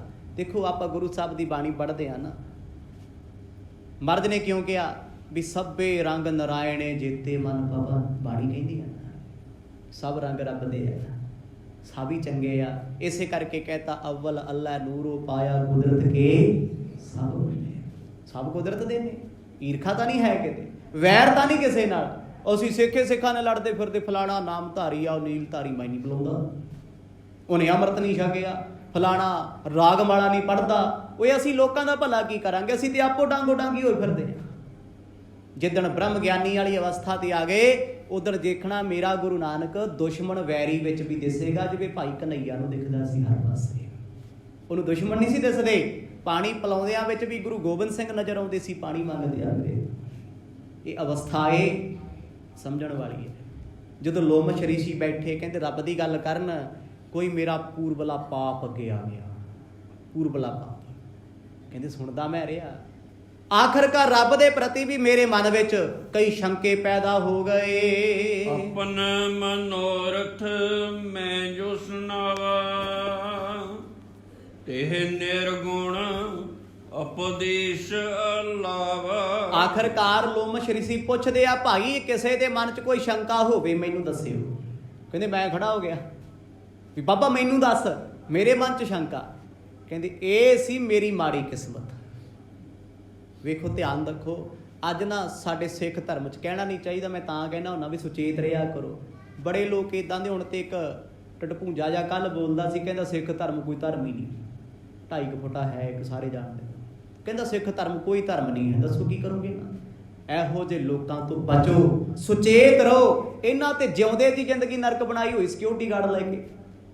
ਤੁਸੀਂ ਰੱਬ ਬਾਰੇ ਗਲਤ ਬੋਲ ਕੇ ਸੁਣ ਕੇ ਕਿੱਥੇ ਲੇਖਾ ਦਿਓਗੇ? ਨਾ ਸੁਣੋ ਚੀਜ਼ਾਂ। ਰੱਬ ਦਾ ਕੌਣ ਅੰਤ ਪਾ ਸਕਦਾ? ਰੱਬ ਦੇ ਪਿਆਰਿਆਂ ਦਾ ਅੰਤ ਨਹੀਂ ਕੋਈ ਪਾ ਸਕਦਾ, ਉਹ ਬੇਅੰਤ ਨੇ। ਰੱਬ ਤੇ ਵੱਡੀਆਂ ਗੱਲਾਂ ਨੇ। ਕਹਿੰਦੇ ਲੋਮਸ਼ ਰਿਸ਼ੀ ਦੇ ਕੋਲ ਮੈਂ ਜਦੋਂ ਸਵਾਲ ਕੀਤਾ ਨਾ, ਉਹ ਕਹਿੰਦੇ ਵੀ ਨਿਰਗੁਣ ਰੱਬ ਹੁੰਦਾ ਏ। ਮੈਂ ਕਿਹਾ ਨਿਰਗੁਣ ਨਿਰਗੁਣ ਕੋਈ ਨਹੀਂ ਹੁੰਦਾ। ਨਿਰਗੁਣ ਕੀ ਹੈ? ਜੋ ਦਿਸਦਾ ਨਹੀਂ ਹੈ, ਸਭ ਕਿਤੇ ਵਸਦਾ ਹੈ। ਇਹ ਕਹਿੰਦੇ, ਮੈਂ ਕਿਹਾ ਜੀ ਸਰਗੁਣ ਹੁੰਦਾ। ਸਰਗੁਣ ਕਿਹੜਾ? ਜੋ ਸਾਹਮਣੇ ਦਿਸਦਾ ਹੈ। ਹੁਣ ਬਾਣੀ ਨੇ ਦੋਨਾਂ ਦਾ ਜ਼ਿਕਰ ਕੀਤਾ, ਸਰਗੁਣ ਨਿਰਗੁਣ ਨਿਰੰਕਾਰ। ਤੀਜਾ ਕੌਣ ਹੈ? ਸੁਨ ਸਮਾਧੀ ਆਪ, ਆਪਨ ਕੀਆ ਨਾਨਕਾ, ਆਪੇ ਹੀ ਫਿਰ ਜਾਪ। ਇੱਕ ਸ਼ਬਦ ਵਿੱਚ ਗੁਰੂ ਸਾਹਿਬ ਨੇ ਬਹੁਤ ਵੱਡੇ ਭੇਦ ਰੱਖਦੇ। ਕਹਿੰਦੇ ਸਰਗੁਣ ਵੀ ਤੂੰ ਹੈ ਜੋ ਦਿਸਦਾ ਹੈ, ਨਿਰਗੁਣ ਉਹ ਵੀ ਤੂੰ ਹੈ ਜੋ ਨਜ਼ਰ ਨਹੀਂ ਆਉਂਦਾ, ਜਿਹਨੂੰ ਨਿਰੰਕਾਰ ਕਹਿੰਦੇ ਆ। ਸੁਨ ਸਮਾਧੀ ਵੀ ਤੂੰ ਹੈ।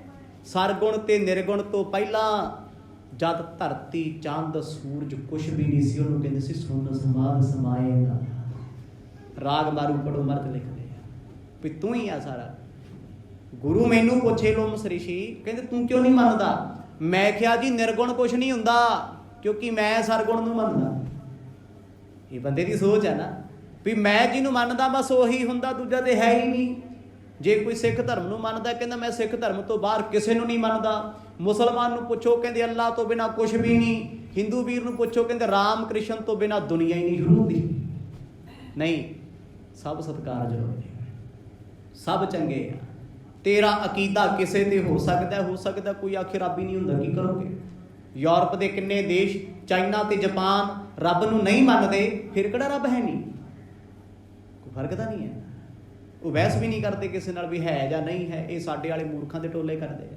ਲੋਮਸ਼ ਰਿਸ਼ੀ ਦੇ ਨਾਲ ਕਹਿੰਦੇ ਮੈਂ ਬਹਿਸ ਪਿਆ।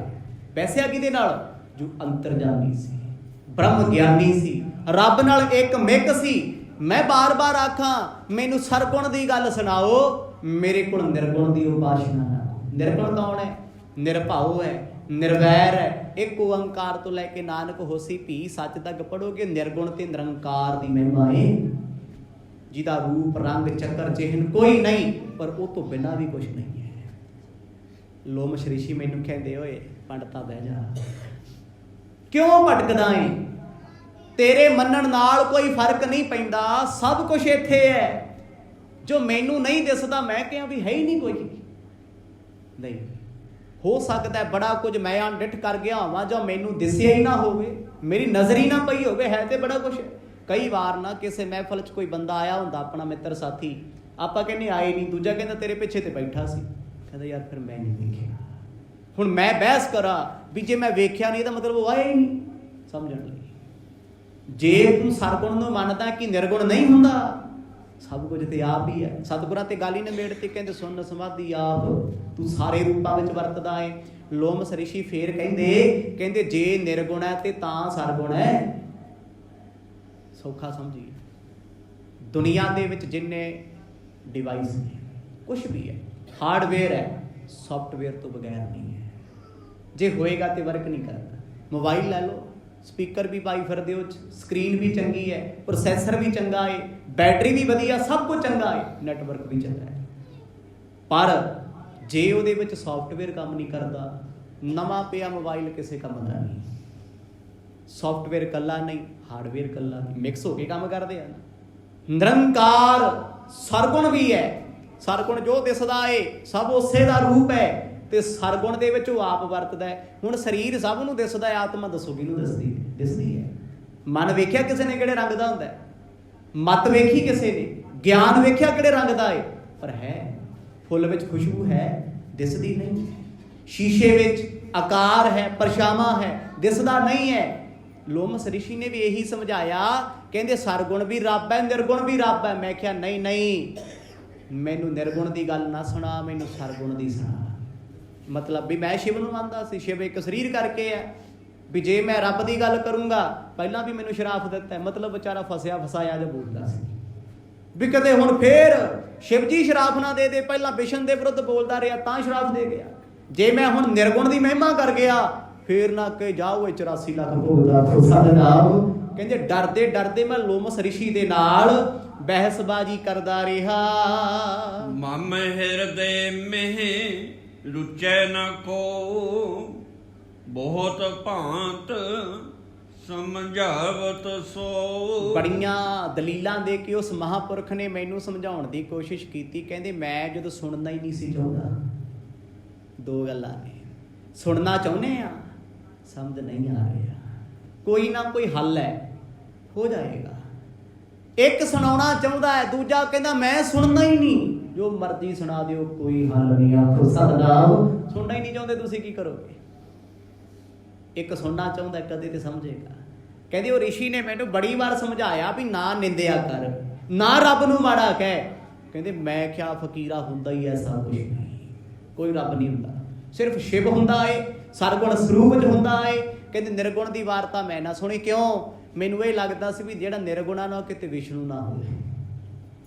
ਇਹਨੂੰ ਕਹਿੰਦੇ ਵਾਰੇ ਸ਼ਹਾਦਤਾਂ ਜਾਂਦੀਆਂ ਨਾ ਭਾਵੇ, ਕੱਟੀਏ ਪੋਰੀਆਂ। ਇੰਨੇ ਜਨਮ ਭੁਗਤ ਕੇ ਵੀ ਅੰਦਰੋਂ ਵੈਰ ਵਿਰੋਧ ਗਿਆ ਨਾ। ਬੂਝੋ ਸੁਗੁਣੇ ਬਾਰੰਗਬਾਰ, ਨੇ ਗੁਣੇ ਤਰਕਤ ਬਚਨ ਉਚਾਰ। ਸੰਤ ਮਹਾਂਪੁਰਖਾਂ ਨੇ ਮੈਨੂੰ ਬਿਠਾ ਦਿੱਤਾ, ਲੋਮਸ ਰਿਸ਼ੀ ਨੇ। ਉਹਨਾਂ ਫਿਰ ਨਿਰਗੁਣ ਦੀ ਵਾਰਤਾ ਸ਼ੁਰੂ ਕੀਤੀ। ਮੈਂ ਵਿੱਚ ਟੋਕ ਕੇ ਬੋਲਿਆ ਕਰਾਂ, ਬਾਬਾ ਜੀ ਨਿਰਗੁਣ ਨਿਰੰਕਾਰ ਦੀ ਗੱਲ ਛੱਡੋ, ਸਰਗੁਣ ਦੀ ਸੁਣਾਓ। ਉਹਨਾਂ ਮੈਨੂੰ ਫੇਰ ਕਿਹਾ, ਭਗਤਾ ਬਹਿ ਜਾ, ਕਿਉਂ ਬੋਲਦਾ, ਕਿਉਂ ਬੋਲਦਾ? ਪਰ ਮੈਨੂੰ ਇਹ ਲੱਗਦਾ ਸੀ ਵੀ ਜਿੰਨੇ ਬੈਠੇ ਆ ਇਹ ਉਹ ਰੱਬ ਨੂੰ ਮੰਨਦੇ ਆ ਜਿਹੜਾ ਦਿਸਦਾ ਨਹੀਂ, ਮੈਂ ਉਹਨੂੰ ਮੰਨਦਾ ਜੋ ਦਿਸਦਾ। ਇੱਕ ਹਉਮੈ ਆ ਗਈ ਨਾ ਅੰਦਰ।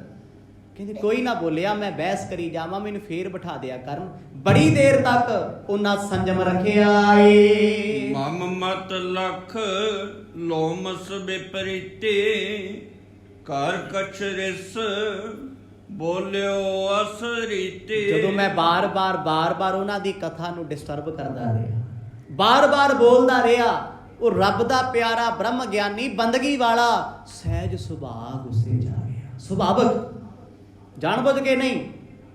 ਕਹਿੰਦੀ ਉਹਨੇ ਕੁਝ ਬਚਨ ਐਸੇ ਬੋਲੇ ਜੋ ਸ਼ਾਇਦ ਰੱਬ ਦੀ ਰਜ਼ਾ ਹੋਣੀ, ਪਰ ਮੈਨੂੰ ਚੰਗੇ ਲੱਗੇ ਨਾ। ਬਚਨ ਸਹਿਤ ਬੋਲ ਹੈ ਤੇਰੇ, ਬਾਰ ਬਾਰ ਮੋਰਤ ਬਚ ਮੇਰੇ। ਸਾਧੂ ਦਾ ਬਚਨ ਸੀ, ਕਿਉਂ ਪੰਛੀਆਂ ਵਾਂਗੂ ਚੀਂ ਚੀਂ ਲਾਈ ਐ, ਕਿਉਂ ਬਾਰ-ਬਾਰ ਬੋਲਦਾ ਏ? ਟੇਕੇ ਨਹੀਂ ਬੈਠਿਆ ਜਾਂਦਾ ਤੈਥੋਂ। ਪੰਡਤਾ ਮੰਨਿਆ ਤੂੰ ਵਿਦਿਆ ਪੜ੍ਹ ਗਿਆ, ਮੰਨਿਆ ਤੂੰ ਸਿਆਣਾ ਏ, ਕਿਉਂ ਪੰਛੀਆਂ ਵਾਂਗੂ ਚੀਕ ਚਿਹਾੜਾ ਪਾਇਆ? ਕਹਿੰਦੇ ਇੱਥੋਂ ਤੱਕ ਤੇ ਠੀਕ ਸੀ, ਪੰਛੀਆਂ ਤੱਕ। ਮੈਂ ਅੱਖ ਜੀ ਭਰ ਕੇ ਉਹਨਾਂ ਵੱਲ ਵੇਖਿਆ ਵੀ ਨਾਲੇ ਚੋਰ ਨਾਲੇ ਚਤਰਾਈ। ਫਿਰ ਸਾਧੂ ਨੂੰ ਗੁੱਸਾ ਆ ਗਿਆ, ਉਹਨਾਂ ਸ਼ਰਾਪ ਦੇ ਬਚਨ ਬੋਲ ਦਿੱਤੇ। ਦੋਹਰਾ ਅਧਿਕਾਰੀ ਹੋ ਜਾਣ ਕੇ, ਉਪਦੇਸ਼ਤ ਥੋ ਤੋਹੇ, ਹੋ ਅਦਮ ਖਗ ਸਬਨ ਤੇ, ਸਹੋ ਸਰਾਪ ਅਬ ਮੋਹੇ। ਉਸ ਵੇਲੇ ਪਤਾ ਕੀ ਬਚਨ ਆਖਿਆ? ਸਾਧੂ ਕਹਿੰਦੇ ਮੈਂ ਤੈਨੂੰ ਅਧਿਕਾਰੀ ਜਾਣ ਕੇ, ਮਤਲਬ ਯੋਗ ਜਾਣ ਕੇ ਉਪਦੇਸ਼ ਦਿੰਦਾ ਸੀ, ਤੇਰਾ ਭਲਾ ਹੋ ਜੇ, ਤੈਨੂੰ ਰੱਬ ਮਿਲ ਜੇ, ਤੇਰੀ ਜ਼ਿੰਦਗੀ ਦਾ ਪਾਰ ਹੀ ਉਤਾਰਾ ਹੋ ਜੇ। ਓਏ ਤੂੰ ਅਧਿਕਾਰੀ ਨਹੀਂ ਸੀ, ਤੂੰ ਤੇ ਮੂਰਖ ਬੰਦਾ ਸੀ। ਮੈਂ ਬਾਰ-ਬਾਰ ਕੋਸ਼ਿਸ਼ ਕੀਤੀ ਤੇਰੇ ਖਾਨੇ ਕੋਈ ਗੱਲ ਰੱਬ ਦੀ ਪੈ ਜੇ, ਤੇਰਾ ਭਲਾ ਹੋ ਜੇ, ਪਰ ਤੂੰ ਬੋਲਣੋਂ ਨਹੀਂ ਹਟਿਆ। ਕਈ ਵਾਰ ਨਾ ਸਾਡੀ ਬਿਰਤੀ ਇਦਾਂ ਦੀ ਹੁੰਦੀ, ਅਸੀਂ ਕੁਝ ਵੀ ਸੁਣਨਾ ਪਸੰਦ ਨਹੀਂ ਕਰਦੇ। ਸੁਣ ਵੀ ਲਈਏ ਨਾ ਟਿੱਚੀ ਸਮਝੀਦਾ ਹੁੰਦਾ ਵੀ ਇਹ ਤੇ ਐਵੇਂ ਹੀ ਹੈ। ਨਹੀਂ, ਰੱਬ ਦੀਆਂ ਗੱਲਾਂ ਨੂੰ ਕਦੇ ਟਿੱਚ ਨਹੀਂ ਜਾਣਾ। ਲੋਮਸ਼ ਰਿਸ਼ੀ ਉਸ ਵੇਲੇ ਗੁੱਸੇ 'ਚ ਆ ਕੇ ਕਹਿਣ ਲੱਗੇ, ਕਹਿੰਦੇ ਤੂੰ ਨੀਚ ਬੰਦਾ ਏ, ਨੀਚ ਪੰਛੀ। ਕਿਉਂਕਿ ਪੰਛੀਆਂ ਵਾਂਗੂ ਬੋਲਦਾ, ਪੰਛੀ ਆਪਣੀ ਮਰਜ਼ੀ ਨਾਲ ਬੋਲਦੇ ਆ, ਮਰਜ਼ੀ ਨਾਲ ਚੁੱਪ ਹੋ ਜਾਂਦੇ ਆ। ਕਹਿੰਦੇ ਮੈਂ ਫਿਰ ਵੀ ਨਾ ਡਰਿਆ। ਜਦੋਂ ਮਾੜਾ ਕਰਮ ਬੰਦੇ ਅੱਗੇ ਆ ਜਾਂਦਾ ਨਾ, ਬੰਦਾ ਫਿਰ ਧਰਮ ਵੱਲ ਮੂੰਹ ਕਰਕੇ ਮਾੜਾ ਬੋਲਦਾ। ਭਾਵੇਂ ਮੈਂ ਪਹਿਲਾਂ ਵੀ 84 ਲੱਖ ਜੂਨ ਭੁਗਤੀ, ਤੜਫਿਆ, ਮਰਿਆ, ਜੰਮਿਆ। ਕਹਿੰਦੇ ਕਿਤੇ ਸਬੱਬ ਨਾਲ ਮੈਨੂੰ ਜਨਮ ਮਿਲਿਆ, ਫਿਰ ਮੈਨੂੰ ਸਾਧੂ ਪੂਰੇ ਮਿਲ ਗਏ। ਜੇ ਕਿਤੇ ਮੈਂ 7 ਵਚਨ ਕਹਿ ਦਿੰਦਾ, ਮੇਰਾ ਤੇ ਭਲਾ ਕਰ ਦਿੰਦੇ ਹੋ, ਪਰ ਮੈਂ ਨਹੀਂ ਮੰਨਿਆ। ਮੈਂ ਇੱਕ ਵੀ ਗੱਲ ਉਹਨਾਂ ਦੀ ਸੁਣੀ ਨਾ, ਅੱਗੋਂ ਬਹਿਸ ਕੀਤੀ ਹੈ। ਚੋਪਈ ਬਾਇਸ ਦੇਹ ਤਬੈ ਮਮ ਭਈ, ਹਾਥ ਬੰਦ ਕੇ ਉਸਤਤ ਕਈ। ਉਸ ਵੇਲੇ ਮੈਨੂੰ ਸ਼ਰਾਪ ਦਾ ਬਚਨ ਦਿੱਤਾ, ਕਹਿੰਦੇ ਕਿਉਂ ਕਾਂ ਵਾਂਗੂ ਕਾਂ ਲਾਈ ਹੈ ਲੋਮਸ ਰਿਸ਼ੀ ਨੇ। ਕਾਂ ਇੱਕ ਨੀਚ ਪੰਛੀ ਹੈ। ਨੀਚ ਕਿਉਂ ਹੈ ਜੀ? ਰੰਗ ਕਰਕੇ ਨੀਚ ਨਹੀਂ। ਤੁਸੀਂ ਕਦੇ ਵੀ ਕਾਂ ਨੂੰ ਫੁੱਲਾਂ ਤੇ ਬੈਠਾ ਨਹੀਂ ਵੇਖੋਗੇ। ਕਾਂ ਕਦੇ ਵੀ ਤੁਹਾਨੂੰ ਕਿਸੇ ਮਠਿਆਈ ਕੋਲ ਬੈਠਾ ਨਹੀਂ ਮਿਲੇਗਾ, ਕਦੇ ਨਹੀਂ ਮਿਲਦਾ। ਕਿੱਥੇ ਮਿਲੂ? ਗੰਦਗੀ ਦੀ ਢੇਰੀ ਤੇ। ਇਸ ਕਰਕੇ ਨੀਚ ਮੰਨਿਆ ਜਾਂਦਾ ਹੈ। ਵਿਸਟਾ ਖਾ ਕੇ ਵਿਸਟਾ ਕਰਦਾ ਹੈ, ਗੰਦਗੀ ਫਰੋਲਦਾ ਏ। ਦੁਨੀਆ ਦੀ ਜਿੱਥੇ ਗੰਦੀਆਂ ਚੀਜ਼ਾਂ ਪਈਆਂ ਹੋਣਗੀਆਂ, ਭਾਵੇਂ ਗਟਰ ਵੀ ਕਿਉਂ ਨਾ ਹੋਵੇ, ਕਾਂ ਨੇ ਜਾ ਕੇ ਮੂੰਹ ਮਾਰਨਾ, ਉੱਥੋਂ ਜਾ ਕੇ ਫੇਰ ਬੈਠ ਕਰਦੇ, ਗੰਦਗੀ ਕਰਦਾ। ਕਹਿੰਦੇ ਤੂੰ ਕਾਂ ਲਾਈ ਹੋਈ ਹੈ। ਕੋਇਲ ਬੋਲਦੀ ਸਭ ਨੂੰ ਪਿਆਰੀ ਲੱਗਦੀ, ਕਾਂ ਦੱਸੋ ਤੁਹਾਡੇ 'ਚ ਕੋਈ ਹੈ ਜਿਹਨੇ ਕਾਂ ਰੱਖਿਆ ਹੋਵੇ ਪਿੰਜਰੇ 'ਚ? ਯਾਰ ਮੈਨੂੰ ਬੜਾ ਪਸੰਦ ਹੈ, ਮੈਨੂੰ ਇਹਦੀ ਆਵਾਜ਼ ਬੜੀ ਪਿਆਰੀ। ਕਿਸੇ ਨੇ ਕਾਂ ਦੀ ਰਿੰਗਟੋਨ ਲਾਈ ਕਦੇ? ਕੋਈ ਨਹੀਂ ਲਾਉਂਦਾ, ਪਸੰਦ ਹੀ ਨਹੀਂ ਕਿਸੇ। ਉਹਦੀ ਆਵਾਜ਼ ਪਾਟੇ ਸਪੀਕਰ ਵਰਗੀ ਹੈ। ਜਦੋਂ ਕਹਿੰਦੇ ਸੰਤਾਂ ਮਹਾਂਪੁਰਖਾਂ ਨੇ ਕਹਿ ਦਿੱਤਾ ਕਿ ਉਹ ਕਾਂ ਲਾਈ, ਕਾਂ ਵਾਂਗ ਬੋਲਦਾ ਏ, ਉਹ ਨੀਚ ਆਏ। ਉਹ ਨੀਚ ਬੰਦੇ ਦੀ ਇਹ ਆਦਤ ਹੁੰਦੀ ਹੈ, ਉਹਨੇ ਹਰ ਇੱਕ ਦੀ ਗੱਲ ਨੂੰ ਕੱਟ ਕੇ ਆਪਣਾ ਲੂੰਬੜ ਵੱਟ ਤੇ ਰੱਖਣਾ ਹੁੰਦਾ। ਸਾਡਾ ਨਾਮ ਮੈਂ ਸਹੀ ਹਾਂ, ਬਸ ਮੈਂ ਹੀ ਸਹੀ ਹਾਂ, ਮੈਨੂੰ ਇਹ ਵੀ ਪਤਾ, ਮੈਨੂੰ ਉਹ ਵੀ ਪਤਾ। ਕਹਿੰਦੇ ਜਦੋਂ ਇਹ ਬਚਨ ਉਹਨਾਂ ਨੇ ਕਹਿ ਦਿੱਤੇ ਨਾ, ਇੱਕਦਮ ਮੇਰਾ ਦਿਮਾਗ ਘੁੰਮਿਆ। ਮਨਾ ਮੇਰਿਆ ਪਹਿਲਾਂ ਵੀ ਮੈਂ ਸ਼ਰਾਬ ਖਾ ਕੇ 84 ਲੱਖ ਜੂਨਾਂ ਭੁਗਤੀਆਂ। ਸੰਤ ਜੀ ਨੇ ਫੇਰ ਕਹਿਤਾ ਵੀ ਕਾਂ ਬਣੇਗਾ। ਕਹਿੰਦੇ ਮੈਂ ਮੌਕਾ ਸਾਂਭ ਕੇ ਨਾ ਸਿਫਤ ਲੱਗ ਗਿਆ ਕਰਨ ਉਹਨਾਂ ਦੀ ਵੀ ਮਹਾਂਪੁਰਖੋ ਧੰਨ ਹੋ ਤੁਸੀਂ, ਬਖਸ਼ ਲੋ ਗਰੀਬ ਨੂੰ, ਕਿਰਪਾ ਕਰੋ, ਮੇਰੇ ਤੇ ਦਇਆ ਕਰੋ। ਮੈਂ ਤਰਸ ਦੀਆਂ ਬੇਨਤੀਆਂ ਕੀਤੀਆਂ ਨੇ। ਸਤ ਸਰਾਪ ਹੋਵੇ ਰਿਖ ਤੇਰਾ, ਮੁਝ ਕੋ ਲਖੋ ਆਪਨੋ ਚੇਰਾ। ਜਿਸ ਵੇਲੇ ਮੈਂ ਬਾਰ-ਬਾਰ ਬੇਨਤੀ ਕੀਤੀ, ਸਾਧੂ ਤਰਸ ਦੇ ਘਰ 'ਚ ਆਏ। ਕਹਿੰਦੇ ਮੰਗ ਕੀ ਮੰਗਦਾ? ਮੈਂ ਕਿਹਾ ਮਹਾਂਪੁਰਖੋ ਮੈਨੂੰ ਪਤਾ ਤੁਹਾਡਾ ਬਚਨ ਖਾਲੀ ਤਾਂ ਜਾਣਾ ਨਹੀਂ। ਕਹਿਦਾ ਨਾ ਜੋ ਸਾਧੂ ਬੋਲੇ ਸਹਿ ਸੁਭਾਏ, ਸਾਧਕਾ ਬੋਲਿਆ ਬਿਰਥਾ ਨਾ ਜਾਏ। ਜ਼ਿੰਦਗੀ ਦੇ ਹਰ ਮੋੜ ਤੇ ਤੁਰ ਕੇ ਚੱਲੋ। ਸੋਚੋ ਕਿਸੇ ਮੰਗਤੇ ਨੂੰ, ਕਿਸੇ ਗਰੀਬ ਨੂੰ ਮੈਂ ਉਹ ਕੌੜਾ ਸ਼ਬਦ ਤਾਂ ਨਹੀਂ ਕਹਿ ਰਿਹਾ ਜੋ ਮੈਂ ਆਪ ਨਹੀਂ ਸੁਣ ਸਕਦਾ। ਬਸ ਇੰਨਾ ਸੋਚ ਲਓ, ਜ਼ਿੰਦਗੀ 'ਚ ਕਦੇ ਬੁਰਾ ਨਹੀਂ ਕਰਾਂਗੇ। ਮੈਂ ਕਦੇ ਕਿਸੇ ਦੀ ਇੰਨੀ ਬੇਇੱਜ਼ਤੀ ਤਾਂ ਨਹੀਂ ਕਰ ਰਿਹਾ ਜੋ ਮੈਂ ਆਪਣੀ ਸਹਿ ਨਹੀਂ ਸਕਦਾ। ਇਹ ਸੋਚ ਲਓ। ਪਰ ਸਾਡੀ ਬੋਲੀ ਐਡੀ ਮਾੜੀ, 4 ਪੈਸਿਆਂ ਪਿੱਛੇ ਅਸੀਂ ਕਿਸੇ ਨੂੰ ਨੀਚ ਬਣਾ ਸਕਦੇ ਹਾਂ, ਕਿਸੇ ਨੂੰ ਬੁਰਾ ਕਹਿ ਸਕਦੇ ਹਾਂ, ਕਿਸੇ ਦੀ ਨਿੰਦਿਆ ਕਰ ਸਕਦੇ ਹਾਂ। ਦੱਸੋ ਜੀ ਕਿਹੜੀ ਦਰਗਾਹ ਬਣੀ ਜਿਹੜੀ ਸਾਡੇ ਵਰਗੇ ਲੋਕਾਂ ਦਾ ਭਲਾ ਕਰ ਸਕਦੀ ਹੈ? ਕਿਤੇ ਕਦੇ ਵੀ ਨਹੀਂ ਹੋਣਾ। ਜੇ ਮਨ ਹੀ ਨਹੀਂ ਬਦਲਿਆ, ਬਾਲੀ ਨਾ ਕੱਢਿਆ, ਰੱਸੀ ਸੜ ਵੀ ਜਾਏਗੀ ਤੇ ਵਲ ਫੇਰ ਰਹਿਣਾ ਵਿੱਚ। ਇੱਧਰ ਇਹਦੀ ਚਾਹੀ ਹਾਲ ਹੋ ਰਿਹਾ ਕਾਗ ਬਸੁੰਡ ਦਾ। ਮੈਂ ਤਰਲੇ ਕੀਤੇ, ਮੈਂ ਕਿਹਾ ਜੀ ਬਚਨ ਤੇ ਤੁਹਾਡਾ ਸਾਥੀ ਹੋਣਾ, ਕਦੇ ਨਿਕਲ ਨਹੀਂ ਸਕਦਾ, ਕਾਂ ਬਣਨਾ ਪੈਣਾ। ਪਰ ਐਡੀ ਕੁ ਕਿਰਪਾ ਕਰ ਦਿਓ ਵੀ ਮੈਨੂੰ ਨਾ ਕਾਂ ਬਣ ਕੇ ਵੀ ਤੁਹਾਡੀ ਭਗਤੀ ਨਾ ਭੁੱਲਿਆ। ਸਤਿਨਾਮ ਰੱਬ ਚੇਤੇ ਰਵੇ। ਹੁਣ ਸਾਧੂ ਗੁੱਸੇ 'ਚ ਕਹਿ ਗਏ, ਫਿਰ ਤਰਸ ਦੇ ਘਰ ਵਿੱਚ ਆ ਕੇ ਮੇਰੇ ਤੇ ਦਇਆ ਕਰਦੇ ਨੇ। ਕਿਰਪਾ ਦ੍ਰਿਸ਼ਟ ਅਬ ਮੋ ਪਰ ਕੀਜੈ, ਅਸ ਪ੍ਰਕਾਰ ਕੋ ਬਰ ਇੱਕ ਦੀਜੈ। ਬਸ ਇੱਕ ਬਰ ਮੈਨੂੰ ਦੇ ਦਿਓ, ਇੱਕ ਕਿਰਪਾ ਮੇਰੇ ਤੇ ਕਰ ਦਿਓ, ਮੈਂ ਰੱਬ ਦੀ ਇਬਾਦਤ ਕਰਾਂ, ਮੇਰੀ ਸੁਰਤ ਕਦੇ ਨਾ ਟੁੱਟੇ। ਕਾਂ ਦੀ ਜੂਨ ਕਿਉਂ ਦਿੱਤੀ ਹੈ? ਮੈਂ ਕੱਲ ਵੀ ਬੇਨਤੀ ਕੀਤੀ, ਸੱਪ ਅਤੇ ਕਾਂ ਕਿਸੇ ਬਿਮਾਰੀ ਕਰਕੇ ਨਾ ਮਰੇ, ਕਿਸੇ ਬਿਜਲੀ ਦੀ ਤਾਰ ਤੇ ਕਾਂ ਨਾ ਮਰੇ ਨਾ, ਲੱਖਾਂ ਸਾਲਾਂ ਦੀ ਉਮਰ ਹੈ ਦੋਨਾਂ ਦੀ। ਦੁਨੀਆ ਤੇ ਦੋ ਹੀ ਨੇ ਜਿਹੜੇ ਲੱਖ ਸਾਲ ਤੱਕ ਜਾ ਸਕਦੇ, ਕਾਂ ਹੋ ਗਿਆ, ਸੱਪ ਹੋ ਗਿਆ। ਤੇ ਕਾਂ ਤੇ ਸੱਪ ਦੀ ਜੂਨ 'ਚ ਕੌਣ ਪੈਂਦਾ ਹੈ? ਈਰਖਾ ਕਰਨ ਵਾਲਾ ਬੰਦਾ, ਲਾਲਚ ਕਰਨ ਵਾਲਾ ਲੋਭੀ ਬੰਦਾ ਜਿਹੜਾ ਹਰ ਵੇਲੇ ਸਿਰਫ ਆਪਣੇ ਬਾਰੇ ਹੀ ਸੋਚ ਸਕਦਾ ਏ, ਦੋਨੇ ਜੂਨਾਂ ਉਹਦੇ ਲਈ ਤਿਆਰ ਨੇ। ਇੱਕ ਸੱਪ ਮਾਇਆ ਧਾਰੀ ਲਈ ਸੱਪ, ਤੇ ਦੂਜੇ ਨੂੰ ਮਾੜੇ ਬੋਲ ਬੋਲਣ ਵਾਲਾ ਤੇ ਕਾਂ ਵੱਟਦੇ ਪਿਆ। ਜਿਉਂਦੇ ਜੀ ਵੀ ਕਾਂ ਹੀ ਹੁੰਦਾ, ਮਰ ਕੇ ਵੀ ਬਣਦਾ। ਜਦੋਂ ਕਹਿੰਦੇ ਬਚਨ ਮੇਰੇ ਸੁਣੇ, ਦਇਆ ਦੇ ਘਰ ਵਿੱਚ ਆ ਕੇ ਕਹਿੰਦੇ ਤਥਾਸਤੂ, ਏਦਾਂ ਹੀ ਹੋਏਗਾ। ਜਨਮ ਤਾਂ ਨਹੀਂ ਟਲਦਾ, ਲੱਖਾਂ ਸਾਲਾਂ ਦੀ ਉਮਰ ਤੈਨੂੰ ਕਾਂ ਵਾਲੀ ਭੁਗਤਣੀ ਪੈਣੀ ਹੈ, ਪਰ ਰੱਬ ਨੂੰ ਤੂੰ ਚੇਤੇ ਕਰੇਗਾ। ਰਹਿ ਗਿਆਨ ਮੋਰੋਰ ਮਾਹੀ,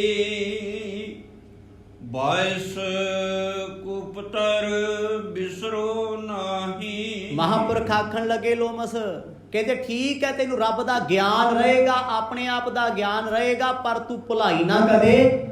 ਉਸ ਜਨਮ ਵਿੱਚ ਵੀ ਤੈਨੂੰ ਕਦੇ ਦੁੱਖ ਨਹੀਂ ਮਿਲਣਾ। ਹੈ ਤੇ ਦੁੱਖਾਂ ਦੀ ਹੈ ਜ਼ਿੰਦਗੀ। ਪੰਛੀਆਂ ਦੀ ਜ਼ਿੰਦਗੀ ਵਿਚਾਰੀ ਕਿਹੜੀ, ਤੁਸੀਂ ਤੇ ਰਜਾਈਆਂ ਲੈ ਕੇ ਸੁੱਤੇ ਹੋ ਹੀਟਰ ਲਾ ਕੇ, ਉਹ ਵਿਚਾਰੀ ਮੀਂਹ ਵੀ ਪੈਂਦਾ ਹੋਵੇ ਨਾ, ਅੱਤ ਦੀ ਠੰਡ 'ਚ ਪੋਹ ਦੇ ਮਹੀਨੇ ਆਲਣੇ 'ਚ ਟਾਈਮ ਪਾਸ ਕਰਦੇ ਆ। ਗਰਮੀ 'ਚ ਕਦੇ ਏਸੀ ਨਹੀਂ ਲਾਇਆ ਉਹਨਾਂ ਨੇ। ਰੱਬ ਦੇ ਸਹਾਰੇ ਆ, ਰਿਜ਼ਕ ਮਿਲ ਗਿਆ ਠੀਕ ਹੈ, ਭੁੱਖੇ ਪਿਆਸੇ ਬੈਠੇ ਆ। ਪਸ਼ੂਆਂ ਤੇ ਪੰਛੀਆਂ ਦੀ ਜ਼ਿੰਦਗੀ ਇਹ ਹੈ। ਸਾਡੇ ਢੋਲਾਂ ਵਿੱਚ ਆਟੇ ਨੇ, ਕਣਕਾਂ ਦੇ ਢੋਲ ਭਰੇ ਪਏ ਆ, ਕਰੋੜਾਂ ਰੁਪਈਆ ਸਾਡੇ ਬੈਂਕਾਂ ਵਿੱਚ ਹੁੰਦਾ ਏ। ਹਾਏ ਅਸੀਂ ਫੇਰ ਮਰ ਕੇ ਕਹਿੰਦੇ ਰੱਬ ਨੇ ਮੈਨੂੰ ਦਿੱਤਾ ਕੀ, ਹਾਏ ਸਾਡਾ ਕੀ ਬਣੂਗਾ। ਸੱਚੀ ਕੁਛ ਨਹੀਂ ਬਣਨਾ। ਇੰਨਾ ਕੁਝ ਹੋ ਕੇ ਵੀ ਜੇਬਾਂ ਭਰੀਆਂ ਮਾਇਆ ਦੇ ਨਾਲ, ਤੇ ਬੰਦੇ ਨੂੰ ਅੰਦਰ ਕਿਤੇ ਦਇਆ ਹੀ ਨਹੀਂ, ਤਰਸ ਹੀ ਨਹੀਂ ਕਿਸੇ ਤੇ, ਭਰੋਸਾ ਹੀ ਨਹੀਂ ਰੱਬ ਤੇ। ਤੇ ਪੰਛੀਆਂ ਕੋਲ ਕਿਹੜੀ ਜੇਬ ਲੱਗੀ ਹੈ ਜੀ, ਗਾਵਾਂ ਮੱਝਾਂ ਕੋਲ ਕਿਹੜੀ ਜੇਬ, ਵਿਚਾਰੀਆਂ ਗਲੀਆਂ 'ਚ ਤੁਰੀਆਂ ਫਿਰਦੀਆਂ, ਕਿਸੇ ਨੇ ਆਟੇ ਦਾ ਪੇੜਾ ਪਾਤਾ ਠੀਕ ਹੈ, ਨਹੀਂ ਸਾਰੀ ਰਾਤ ਇੱਦਾਂ ਹੀ। ਉਹਨਾਂ ਨੂੰ ਰੱਬ ਤੇ ਭਰੋਸਾ ਹੈ। ਬੰਦਾ ਸਭ ਕੁਝ ਪ੍ਰਾਪਤ ਕਰਕੇ ਵੀ ਕਹਿੰਦਾ ਹੈ ਕੱਲ ਦਾ ਕੀ ਬਣੂ, ਪਰਸੋਂ ਦਾ ਕੀ ਬਣੂ, ਚੌਥੇ ਦਾ ਕੀ ਬਣੂ।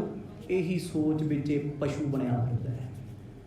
ਗੁਰੂ ਨਾਨਕ ਸਾਹਿਬ ਦੇ ਸਨਮੁਖ ਹੱਥ ਜੋੜ ਕੇ ਕਹਿੰਦਾ ਮਹਾਰਾਜ ਉਸ ਵੇਲੇ ਤੋਂ ਅੱਜ ਤੱਕ ਮੈਂ ਕਾਂ ਦੀ ਜੂਨ ਪ੍ਰਾਪਤ ਕੀਤੀ ਹੈ। ਸੁਣ ਲੋ ਮਿਸ ਜਿਖ ਭਇਓ ਕਿਰਪਾਲਾ, ਮੁਖ ਤੇ ਬੋਲਿਓ ਬਚਨ ਰਸਾਲਾ। ਲੋਮਸ ਰਿਸ਼ੀ ਆਖਣ ਲੱਗੇ, ਕਹਿੰਦੇ ਤੈਨੂੰ ਵਰ ਦੇਣ ਲੱਗਾ, ਤੇਰਾ ਭਲਾ ਹੋਵੇ।